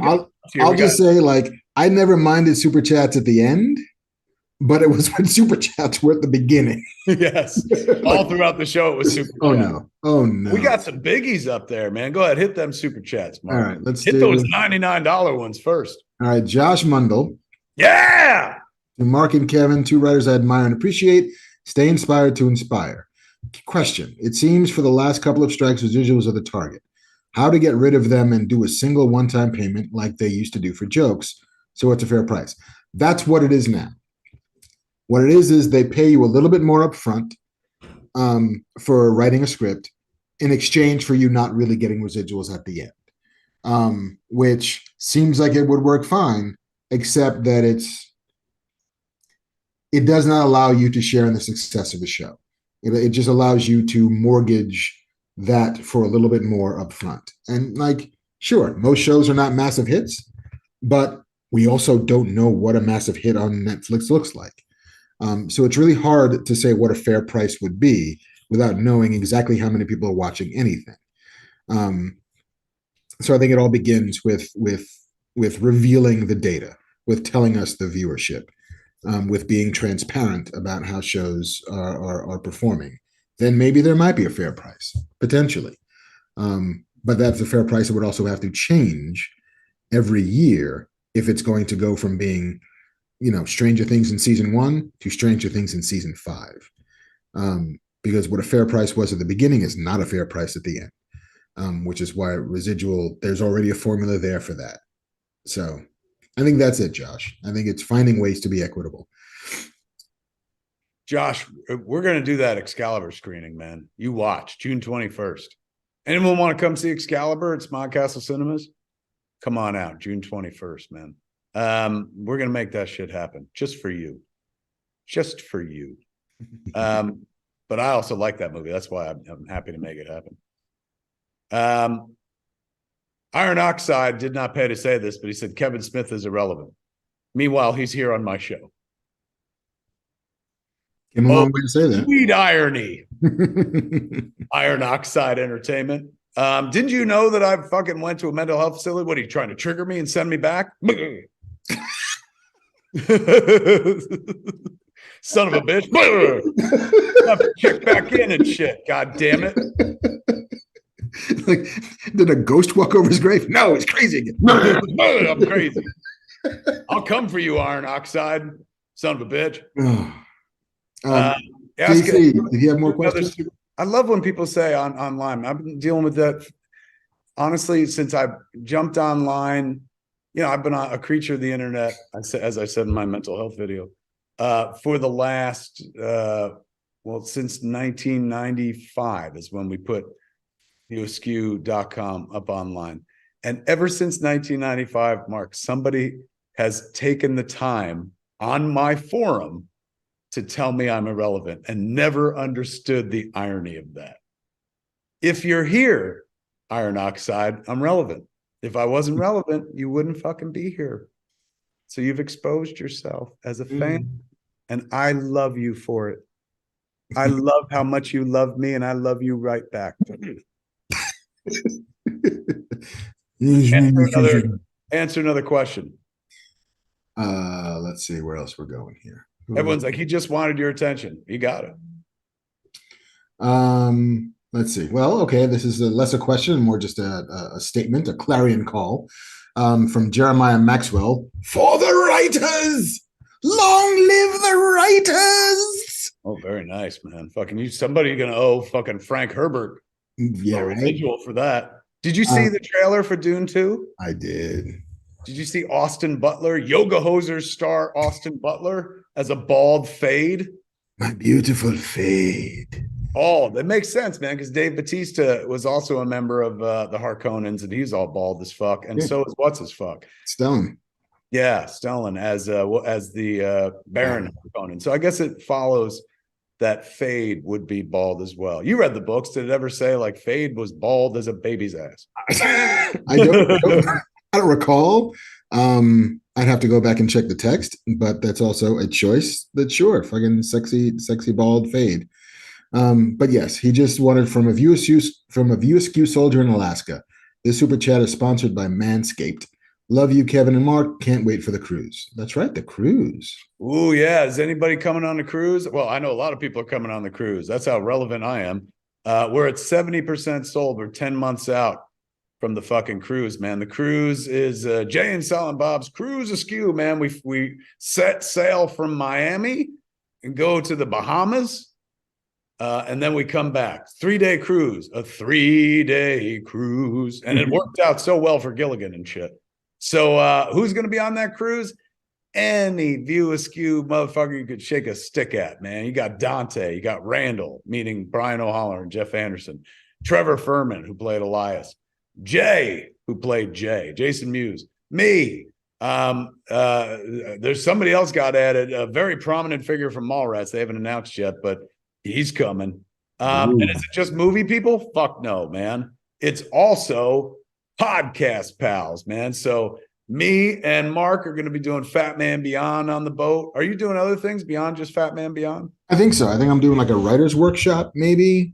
Which will probably end up being the Black Man Beyond, because they're like, do a Black Man Beyond. I'm like, but I'm gonna have done a Fat Man with the dude. Like, he's right there. This is weird. They're like, ignore him and do it without him. Look behind the curtain. The thing is, we have so many fucking activities, and when all's said and done, there'll be 3,000 people on the boat. It's all us. It's not like, oh, we're sharing the boat with other people. So, but they don't have a 3,000 seat auditorium. So it's not like you can go to every fucking show. So some shows will be scheduled against one another and stuff. So if you miss Fat Man Beyond, you get a chance to see Mark at Black Man Beyond. Or at dinner. Or at the casino, because he's a fucking filthy gambling house. Come on, hit me. You'll find Mark by the all-you-can-eat shrimp bar every fucking night. Do you eat seafood? I'm not a seafood guy. I do eat seafood. I remember going to having this conversation in New Orleans, because you were just like kind of miserable. It's like, how could you be miserable? Like, oh, it's food. It's like, I don't eat seafood, man. Yeah. Like, I mean, I seafood and I eat it, but not seafood. So yeah, you can get tickets at Jay and Silent Bob's cruiseaskew.com if you want to join us on that cruise. 70% sold. A relevant 70% sold. 10 months, 9 months maybe now, before we even set sail. I honestly didn't think we'd set sail with even 50%. Like, I was like, I don't know, who the fuck wants to go to sea with us? You could see me everywhere. You could see me at fucking Smodcastle on the land. But as it turns out, Mark, people like to vacate. That's something I've never understood. One of the reasons I went crazy, because I don't vacate. I work constantly because most of my adult life, all of my validation has come from fucking external forces, other people, not myself. So, whenever somebody was like, why don't you take a vacation? I was like, I do. I went here. And they're like, yeah, but you did a show. I'm like, well, why would I ever do a thing without doing a thing? But other people don't have the same problem. Other people actually like going to a fucking place, man. I told my brother, I was like, I can't believe this many people bought this cruise this far out. My brother's like, how many days is it? I said 3. And he's like, that's why. Because he lives down in Florida and shit. He goes on cruises himself. And he's like, a 3-day cruise is a wicked way to get away. And then you're offering like so much entertainment so they can do that as well. So it's not just a vacation where people get to go to a fucking cool place. But while they're on the boat, they're hanging out with you. They're watching shows. He's like, I completely understand it. So yes, Jay and Silent Bob Cruise Askew. See me there. See Marc there. See so many people. Ralph Garman. We'll be doing Hollywood Babylon. Andy McElfish. We'll be doing Education. Jason Mewes. We'll be doing Jay and Silent Bob Get Old. Jennifer Schwalbach. We'll be doing +1. The list never fucking ends. That's right. We got a girl on the boat, but I'm married to her. So hands off, motherfuckers. We got one. We got one. We got one. What else we got? Hit another super chatter. Let's see. No, that's the same one. And that's the same one. Out of super chats. Is that right? I see one from Beard McFly for $2. Oh yeah, there it is. Said, hey Kev, what happened to your pops behind you?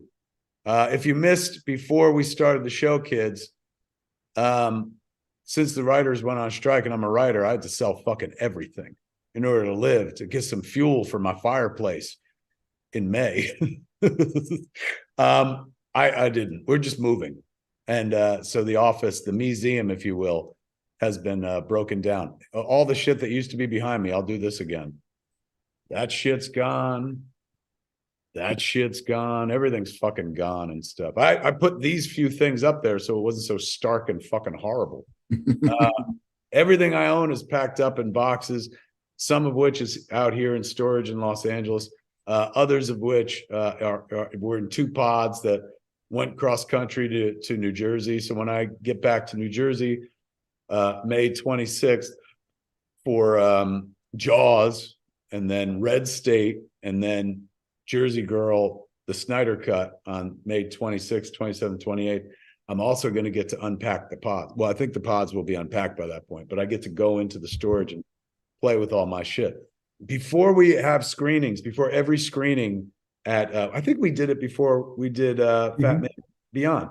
We do an auction where it's like I auction off or sell one-of-a-kind things like that, you know, been sitting in my closet forever, or props or anything like that. Fucking like and we do it because fucking we make no money as film exhibitors, man. Like I tell them every time when I do the auction, Avatar 2, the biggest fucking movie of the last year.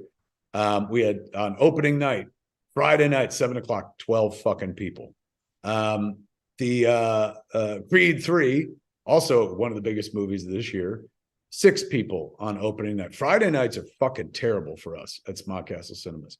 Shazidn't at all. Evil Dead Rises, which did very well. It's a movie that's doing 50, 60 million at the box office. Our opening Friday night had 1 fucking person in it and shit. But you know who I love? You know who I'll eternally be grateful for? That sweet little Italian man, Super Mario. Oh my God, that movie keeps making money for the fucking theater. It's crazy, man. Fucking I've come to accept the fact that we are a View Askew rep house cinema, because anytime we do a thing, we did Chasing Amy with Jason Lee, Mallrats with Jason Lee and Jeremy London, both sold the fuck out. Jay and Silent Bob Strike Back with me and Jay sold the fuck out. Jay and Silent Bob Reboot on 420 had like 150 people at it, and that was on like a fucking Thursday or something like that. So when I show my old shit, like we're showing Clerks, Bear is Driving, the Clerks cartoon marathon is coming up in June. I fully expect that will be sold out because we got Brian O'Halloran and Jeff Anderson coming in for that. So those movies do very well. I bought a movie theater so I could show my old movies, I guess. But kids' movies do insanely well at Smodcastle Cinemas in Atlantic Highlands, New Jersey. Go for tickets at smodcastleCinemas.com. Kids' movies do very, very well for us. So in any event, we do auctions before each screening. And the one we did before Jay and Silent Bob Strike Back was fucking astounding. And that helps us pay our fucking staff and keep the lights on, because we just got an electric bill. Like Ernie was like, we just got the biggest electric bill. I was like, why? Did we use a lot of electricity this month? And he said, no, they found out that they hadn't read our meter or fucking turned it, like looked at it since we took over. So it was an electric bill that went back 6 months, man. It was like almost $7,000 fucking dollars and shit. So, the auction we had really helped us pay that off, because I'll tell you right now, fucking brand new movies ain't packing them in. Like, Are You There, God? It's Me, Margaret. There was a night where that had 3 people. There was one night where we were doing, we did a program recently called Revenge of the Smith, where we did it on May 5th, Revenge of the 5th.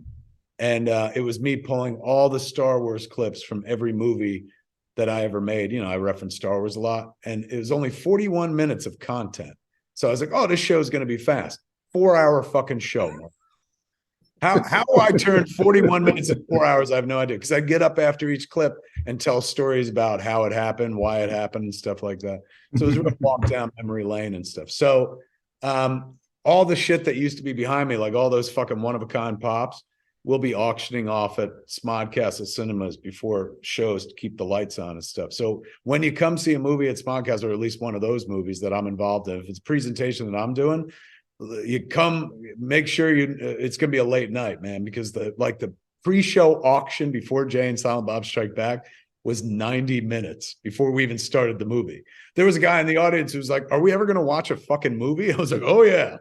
Just you wait. Yeah, just as soon as we make all the money we need. Speaking of all the money we need, I see a lot of super chats up there. Go through it and pick them out. All right. Jarrett Dugas just asked, hey guys, wanted to ask if y'all were going to do any more Batman movie commentaries. I love and appreciate the ones y'all have done, and apologies if y'all have done some more and they just aren't on YouTube. How do we get the money for that? Like, if a bunch of people put up super chat questions, do they just pay when they put it up, or do they pay when we answer the question? I think just Will is taking all of the money and just fucking buying barbecue or some shit. I mean, Will put up some money himself to ask a question, which we can get to next. Anyway, let's answer that question. Will we do another Batman commentary? Fuck yeah, because we can't write anymore. So now's the time. Now would be the absolute fucking time to do that commentary track. Which one do we owe? Which ones do we owe? We stopped with Batman Begins, so we owe Dark Knight. And Which Dark is Knight. amazing. I'll fucking watch that movie. Honestly, I'll have no commentary during it because I'm just gonna be like this. Yeah, I'll just be mouth breathing the whole fucking time. That was cool. That was cool. Yeah, wasn't that great? Oh my god, that was so great. And then we'll do The Dark Knight Rises. Yep. And then we owe The Batman. I'm not doing the other ones. I don't know if I could do the Batman. Can I skip those? I don't know if I could do the Batman. I mean, I guess. I guess there'd be a lot to say. You know what? Actually, that would be one of the better ones. People love the Batman Beyond commentary tracks that we've done. I see people constantly on my Twitter feed, and whenever we do this, people pop up. They're like, "When are you going to do that again?" We will do it again. Do another super chat. Get fucking Will's, man. Get his money. Let's see where Will's is. I got you. I don't know how to do it. I'm just. Will Netheads, does a show called Netheads, which you could support if you like good old Will Wilkins. He's not Banff Man. What name did we give him? He's a Dilf Man, right? Dilf Man. Dilf. He would pop up and say Dilf. Netheads Will says, support the writers, and while you're at it, subscribe to Netheads here on YouTube. There you go. He used it to make his own goddamn commercial. Very smart. Mm-hmm. Very wise.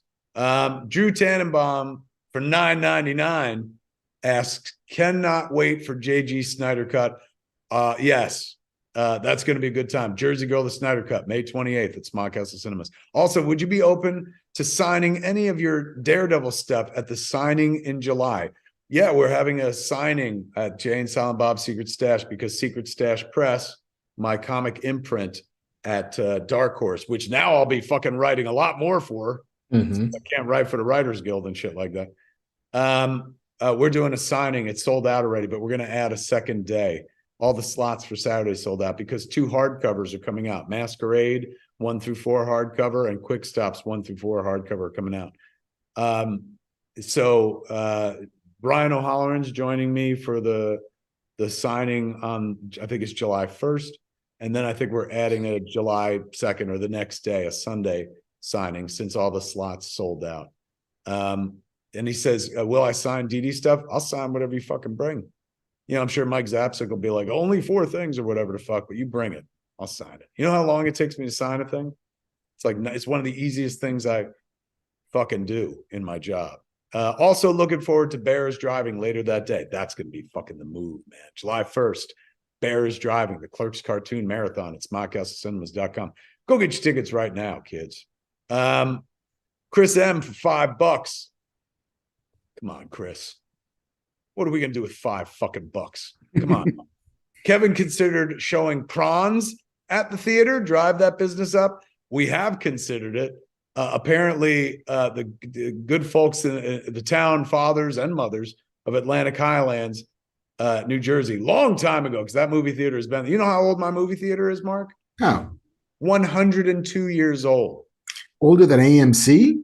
Can you believe that shit? Does heartbreak feel good in a place like that too?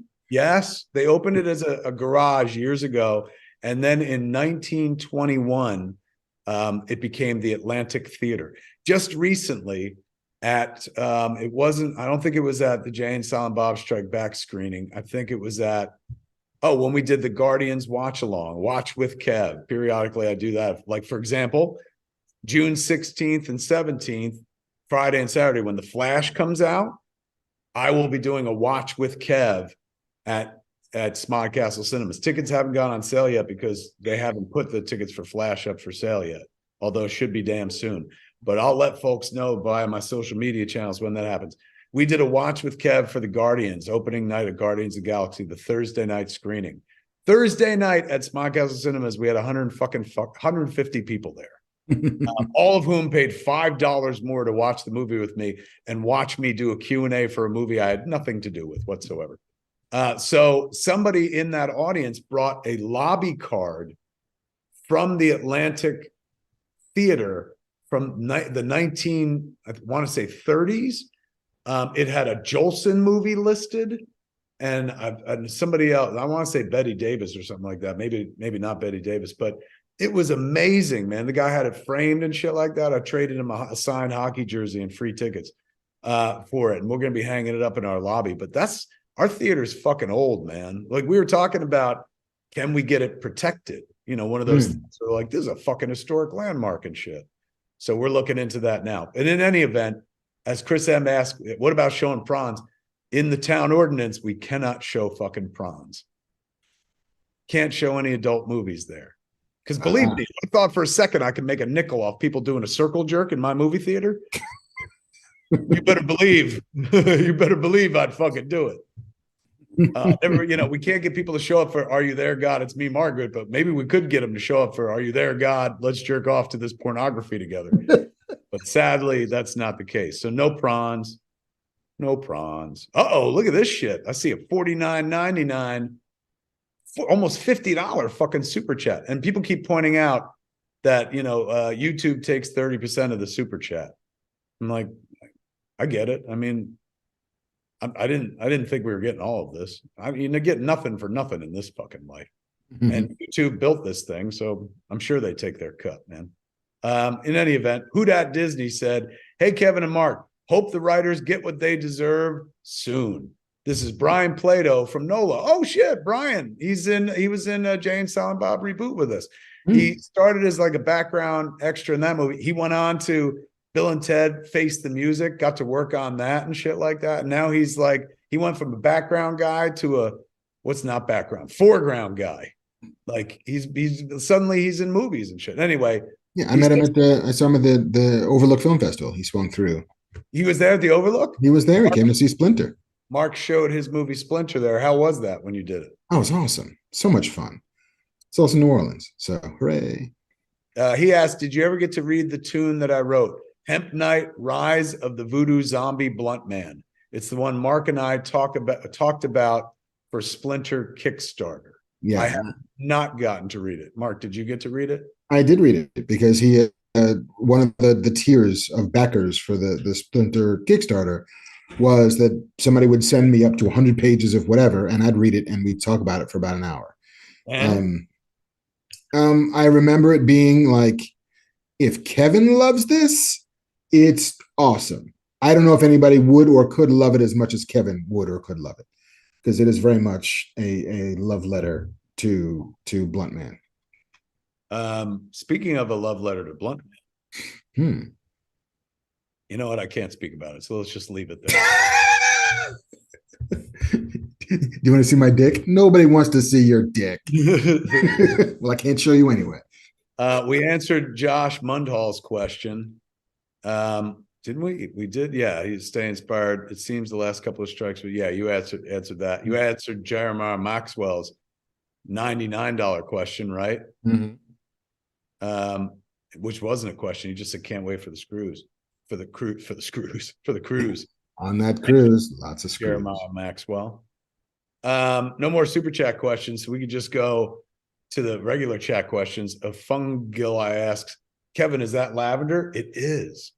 This is lavender spray, man. I love it. It keeps me calm. It smells so fucking good.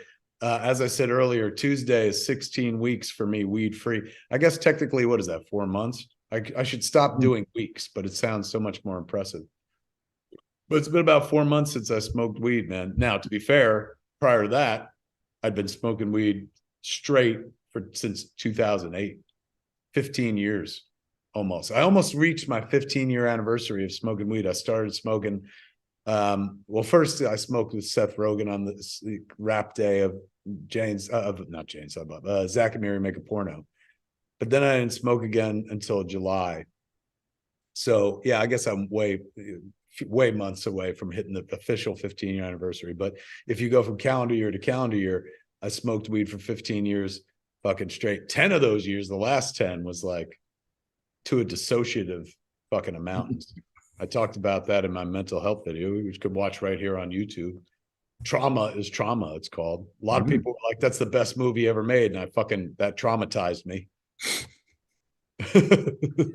Further traumatizing me. I might have to go into the fucking booby hatch because I'm crazy.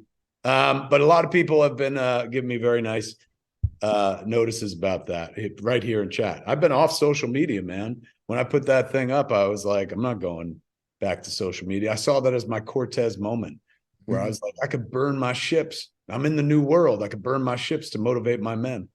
So I haven't been fucking with social media that much. I put up a lot of notices about what's playing at Smodcastle, but I don't read the comments anymore. This is the first time I've been reading fucking comments since I jumped off. But we have to kind of do that for this show. I do not miss Twitter. I'm about 100%. I'm like 99% off Twitter. I will look at it if somebody sends me a link to a thing to watch, or if I get some weird email about somebody sending me a DM. But otherwise, don't need it. Don't want it. Melanie Dawn said you didn't read my super chat. I don't see it anywhere, Melanie Dawn. I see one. It says, thank you for your Trauma is Trauma video. I'm so happy you have pushed through. I can totally relate to your story. Much love to you. Was that Melanie Dawn? That was Melanie Dawn. Why, thank you, Melanie. That means the absolute world, man. I've met people in the real world who've given me props on that video, which is very sweet. Apparently, it hit a bunch of people in the right place, and that's what it was meant for. When I was in Sierra Tucson in the mental health facility, after about 2 weeks, I was like, Jesus, man, like I'm learning shit. I'm age 52 and I didn't know half of this shit. I didn't know any of this shit, to be honest with you. Trauma to me was just like a ward in the hospital. So I was like, man, like I'm lucky enough. I got the kind of healthcare, or let's be honest, insurance didn't pay for it. So I was able to pay for it myself. But I got the kind of healthcare that like other people can't even afford or dream about getting. And with that information, I was like, I'm not going to sit on this information. I want to disseminate it and stuff. So I knew back then when I was inside that I was going to shoot a video and put it up and stuff for a bunch of people. Because I remember talking about my heart attack after the heart attack. And for the next 5 years, people were like, my God, you talked about your heart attack on Colbert. I was like, he's not much older than me. And I went in and fucking had my heart checked and I had like 90% occlusion. You saved my life. I was like, no, I'm pretty sure a doctor saved your life. But it just proves that a little information will go a long way. So right then and there, when I was inside, I was like, I'm learning very useful shit. I can't wait to get out and share it with people. And so far, so good. The reaction's been very, very positive. I'm sure there have been people who are like, fuck you, crazy boy, roll around in your fucking money and cry your crazy tears or whatever the fuck. But that hasn't reached my ears. So, although that one guy calling me irrelevant. I have in my head. I wish I could remember the name of the specific Bugs Bunny cartoon. Yes, where he's like, and then every now and again he just. When I was in Sierra Tucson, I was literally always doing like, my name is Elmer J. Fudd, millionaire. I own a mansion and a yacht. All right, what else can we do, man? Or are we getting out of here? Shouldn't we talk a little? Have you seen Guardians yet? I have not seen Guardians yet. I'm going Friday morning. I'm gonna take my son, who comes home from college tomorrow. How awesome is that? So I go and get him from college, and then we go Friday morning to go see Guardians. I have no son, so I watched Guardians. No son. Don't remind me I have no son. It's very traumatizing. No, I actually never wanted a son. I was so happy when we were having a daughter and did have a daughter, Harley, because I was like, what am I going to do with another fucking man in this world, man? But having a daughter has been everything. I dig her so much. She just went to a premiere last night. Charlie Day, is that from Always Sunny? He's friends with Austin. They were in that movie, Austin Zager, Harley's boyfriend, who played Blockchain Coltrane in Clerks 3. Charlie Day is a movie, I think it's called Fool's Paradise. Somebody in chat will tell me if I'm wrong. Anyway, they had a premiere last night at the Chinese right down the street. And whatchamacallit, the kid, they sent me fucking pictures, man.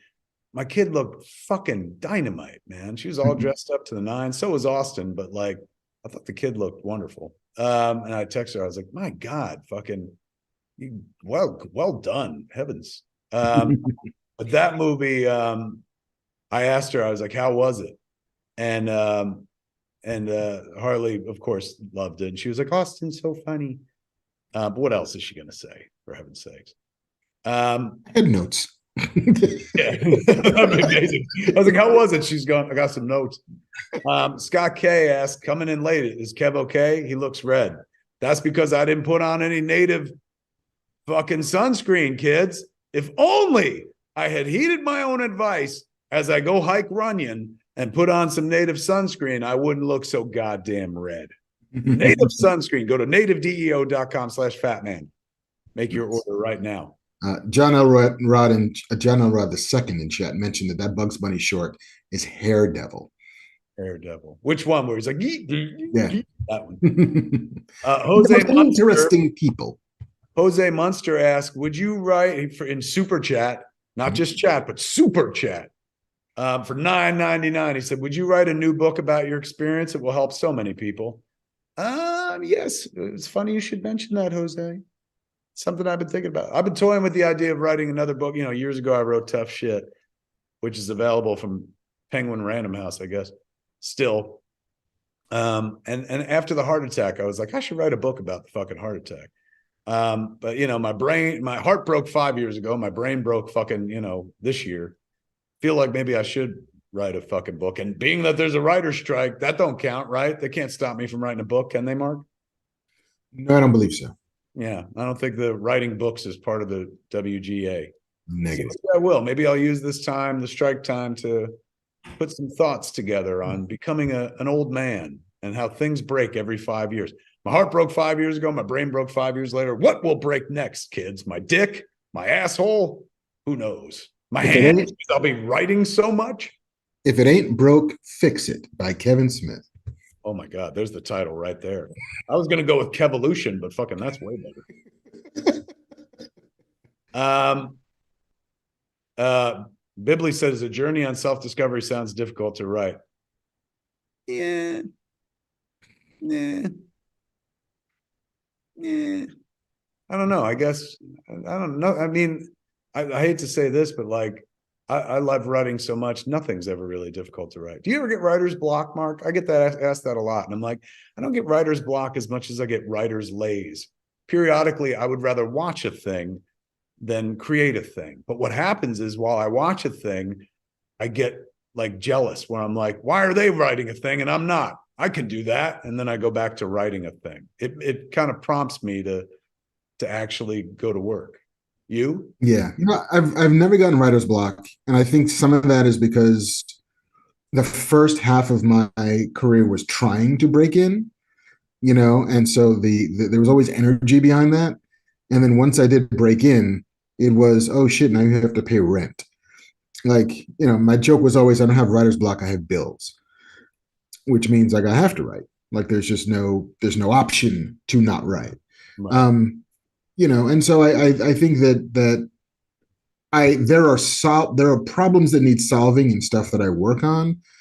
It is never like I've never sat down to write and never been able to do it. But it's always, okay, well that's going to be tricky, or I got to figure this out, or whatever. It'll solve itself. I'll take a shower. I'll go for a walk. I'll go for a drive. And while I'm doing it, while my brain is busy doing other shit, the problems get solved in the background. It's like a program that's always running. But I've never had what people characteristically call writer's block. Yeah, I don't get it either. I'm never like, what can I can't get through this. I mean, let's be honest. Most of the fucking shit I write is very uncomplicated anyway and stuff. It's not like I'm writing fucking Stranger Things or something like that. I mean, you saw Yoga Hosers. I should have been writer's blocked for that movie. Instead I had writer's diarrhea. No. Yes. No. Victor Lopez in Super Chat gave us 50 American dollars to say. What does Victor want? Victor says, sober for 1 year now. During my time, got to meet you last year in St. Louis. The best sober experience I've had at Fan Expo St. Louis. My next trip will be to the Stash in New Jersey for my 2-year goal. Congratulations, Victor. Oh, my Lord. Thanks for everything you guys create. That means the world. If you're going to come to the Stash, make sure there's something cool happening at Smog Castle Cinemas, man, so you could do that as well. Double fist it, man. Go to the Stash, go to Smog Castle Cinemas, just we got a $20 one in here. From Queen Cam, you mean? Queen Cam. For you, Mark, go ahead. Hey, Mark, fellow chocolate geek. Loved Splinter. So proud of you. Hey, Kevin, the trauma video was so brave and profound. So proud of you, too. Happy you are loving you as much as we do. Will there be less Fat Man Beyond? I don't think so. Yeah, probably more Fat Man Beyond, if anything. Yeah, I mean, we really had an issue though lately because we wanted to hit, the fucking 400th show live. Yeah. So we kept putting it off. Any show we would have done would have been 400, but we found a way around that, kids. So you're watching show 399.1 right now. Yep, we got 9 more of this. Yes. But yeah, we were supposed to do one yesterday on the 9th.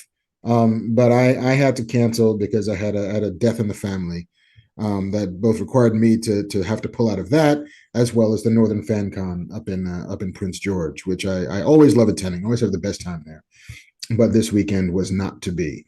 And so we're trying to coordinate our schedules so that we will both be in LA at the same time. And it's not like a Friday night where the cantina's like, we have no time for you. We don't serve your kind here. Whoa. What, yeah, droids. Graham Bliley asked a pretty decent question. He goes, "Can you change the name of the show to something less self-deprecating and more accurate? Glad Man Beyond, maybe." A few people talk about that.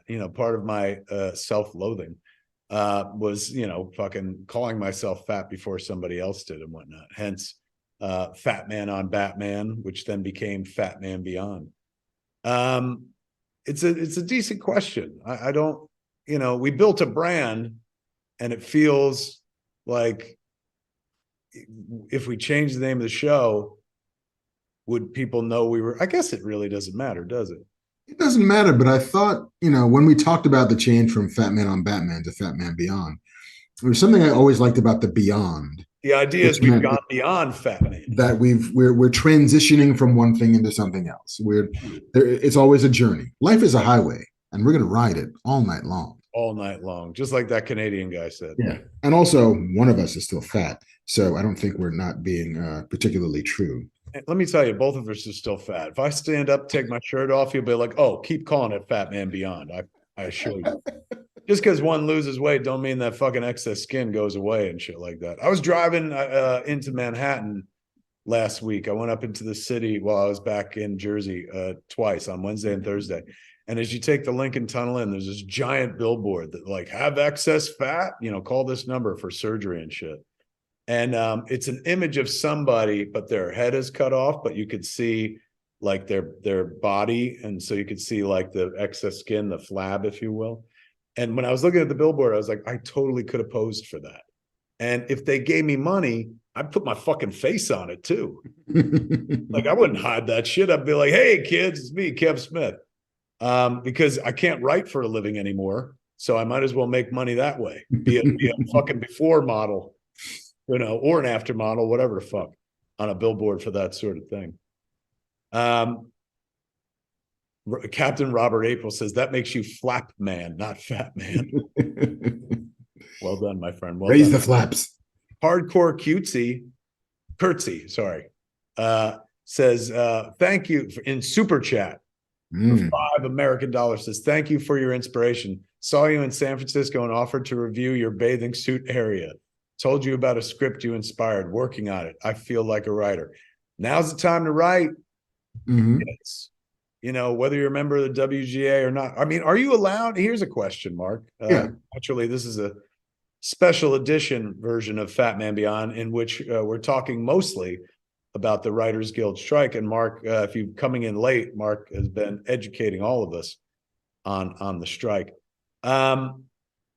Like you can't write for a studio right now, but can you write for yourself? Absolutely. 100%. Like if I wanted to write a pilot or a movie, which I am going to do if this strike goes on for long enough, it still belongs to me. I haven't been engaged to do it by anybody. I haven't signed a contract. Nobody's offering me money. If I'm writing for myself, they can never stop you from writing for yourself. So you're not a scab if you write a script that you haven't sold yet. Correct. And the minute the strike is over, I can then take that script and try and sell it with no adverse effect by the guild. Nobody's going to look at you funny. Nobody's going to take anything away from you. And there's very little they can actually take away from you for scabbing other than, moral high ground and your soul. Remember early in the show when I was telling kids now's the time to go make an independent movie and shit, and somebody was like, are you fucking advocating being a scab? Like this falls under the same heading. If you're not fucking selling it, you're not scabbing. Not scabbing. It's just for you. It's we be scabbing. We be scabbing. Hey,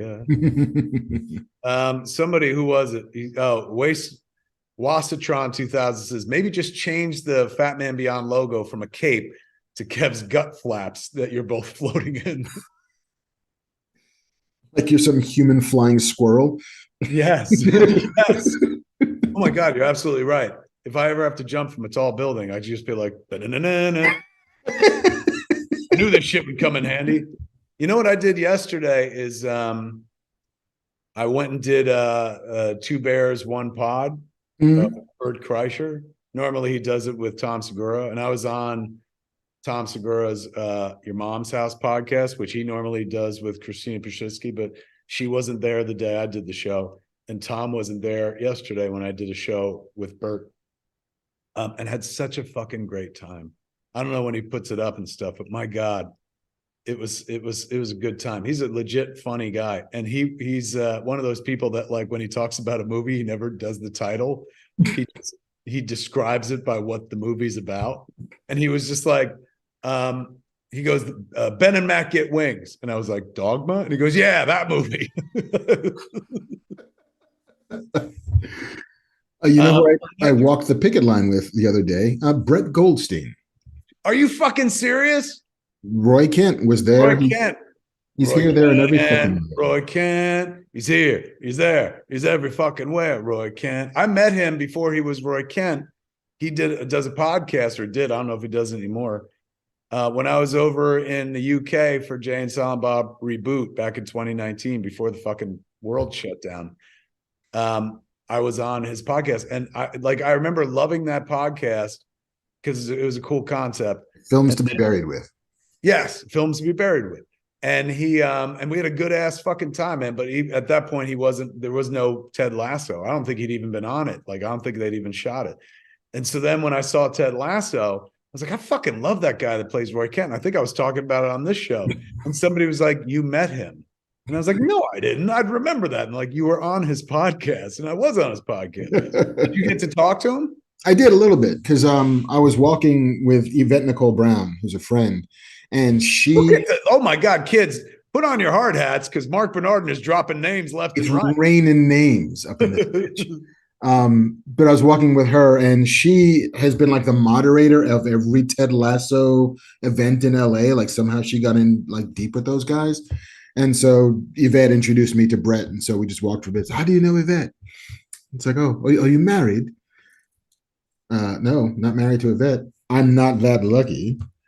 And then he like disappeared off because Sudeikis was also walking the line, and Brendan Hunt, Coach Beard was walking. This was at Warner Brothers, I think, last week. But it has been like, if you wanted to like celebrity site, like come walk a line. You don't have to be in the guild. You have to be in any guild to come and walk a picket line. They will gladly welcome the support. And like, what did I see today? I saw Larry Wilmore. I saw Paula Patton. Leland Orser was out at Paramount today. Yeah. No, it's been good. It's a real scene on those picket lines. You know, for the first couple of weeks, man, out come the shiny people to lend their support. Andy Samberg was walking the Paramount line today. Seth Meyers, I saw, was walking the picket lines in New York. Yeah, with Tina Fey, and I think Pete Davidson was delivering pizza to folk. Pizza. When are we? I'm headed back to see my mom this week. I leave on Friday, but I come back to Los Angeles on I think it's Wednesday or something. So are we going to walk the picket line a week from tomorrow, Thursday? We absolutely can. You know, whenever you want. Like I'm not every day anymore, just because I'm old and it's a lot.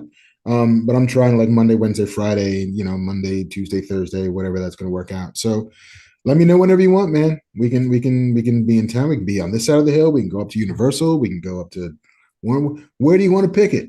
What are you looking for? Yeah, where can one pick it? Where should we pick it? Where have you picketed so far? I've been at Universal. I've been to CBS in the Valley, CBS Radford lot. CBS Radford, that's where we shot Jay and Silent Bob Strike Back. CBS Radford was cool. That's where they make a lot of sitcoms, right? Yeah, a lot of sitcoms, some like 1 hour like network typey shows. I did Warner Brothers and Disney, and then today was Paramount. And I haven't done Netflix or Amazon or Sony or Fox yet on this side of the hill. You're gonna hit them all, dude.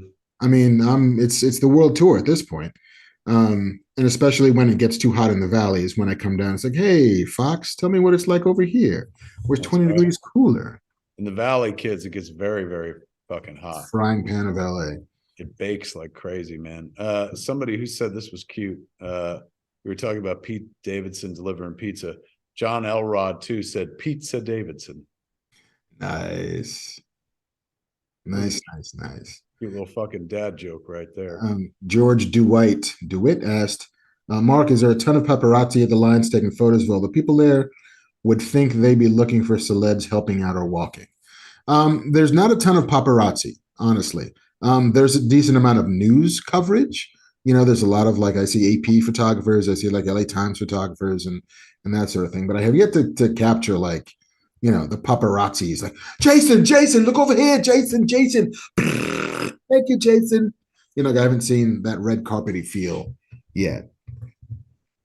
Tom Smash super chatted us British money. I got pounds. Pound it out, Tom.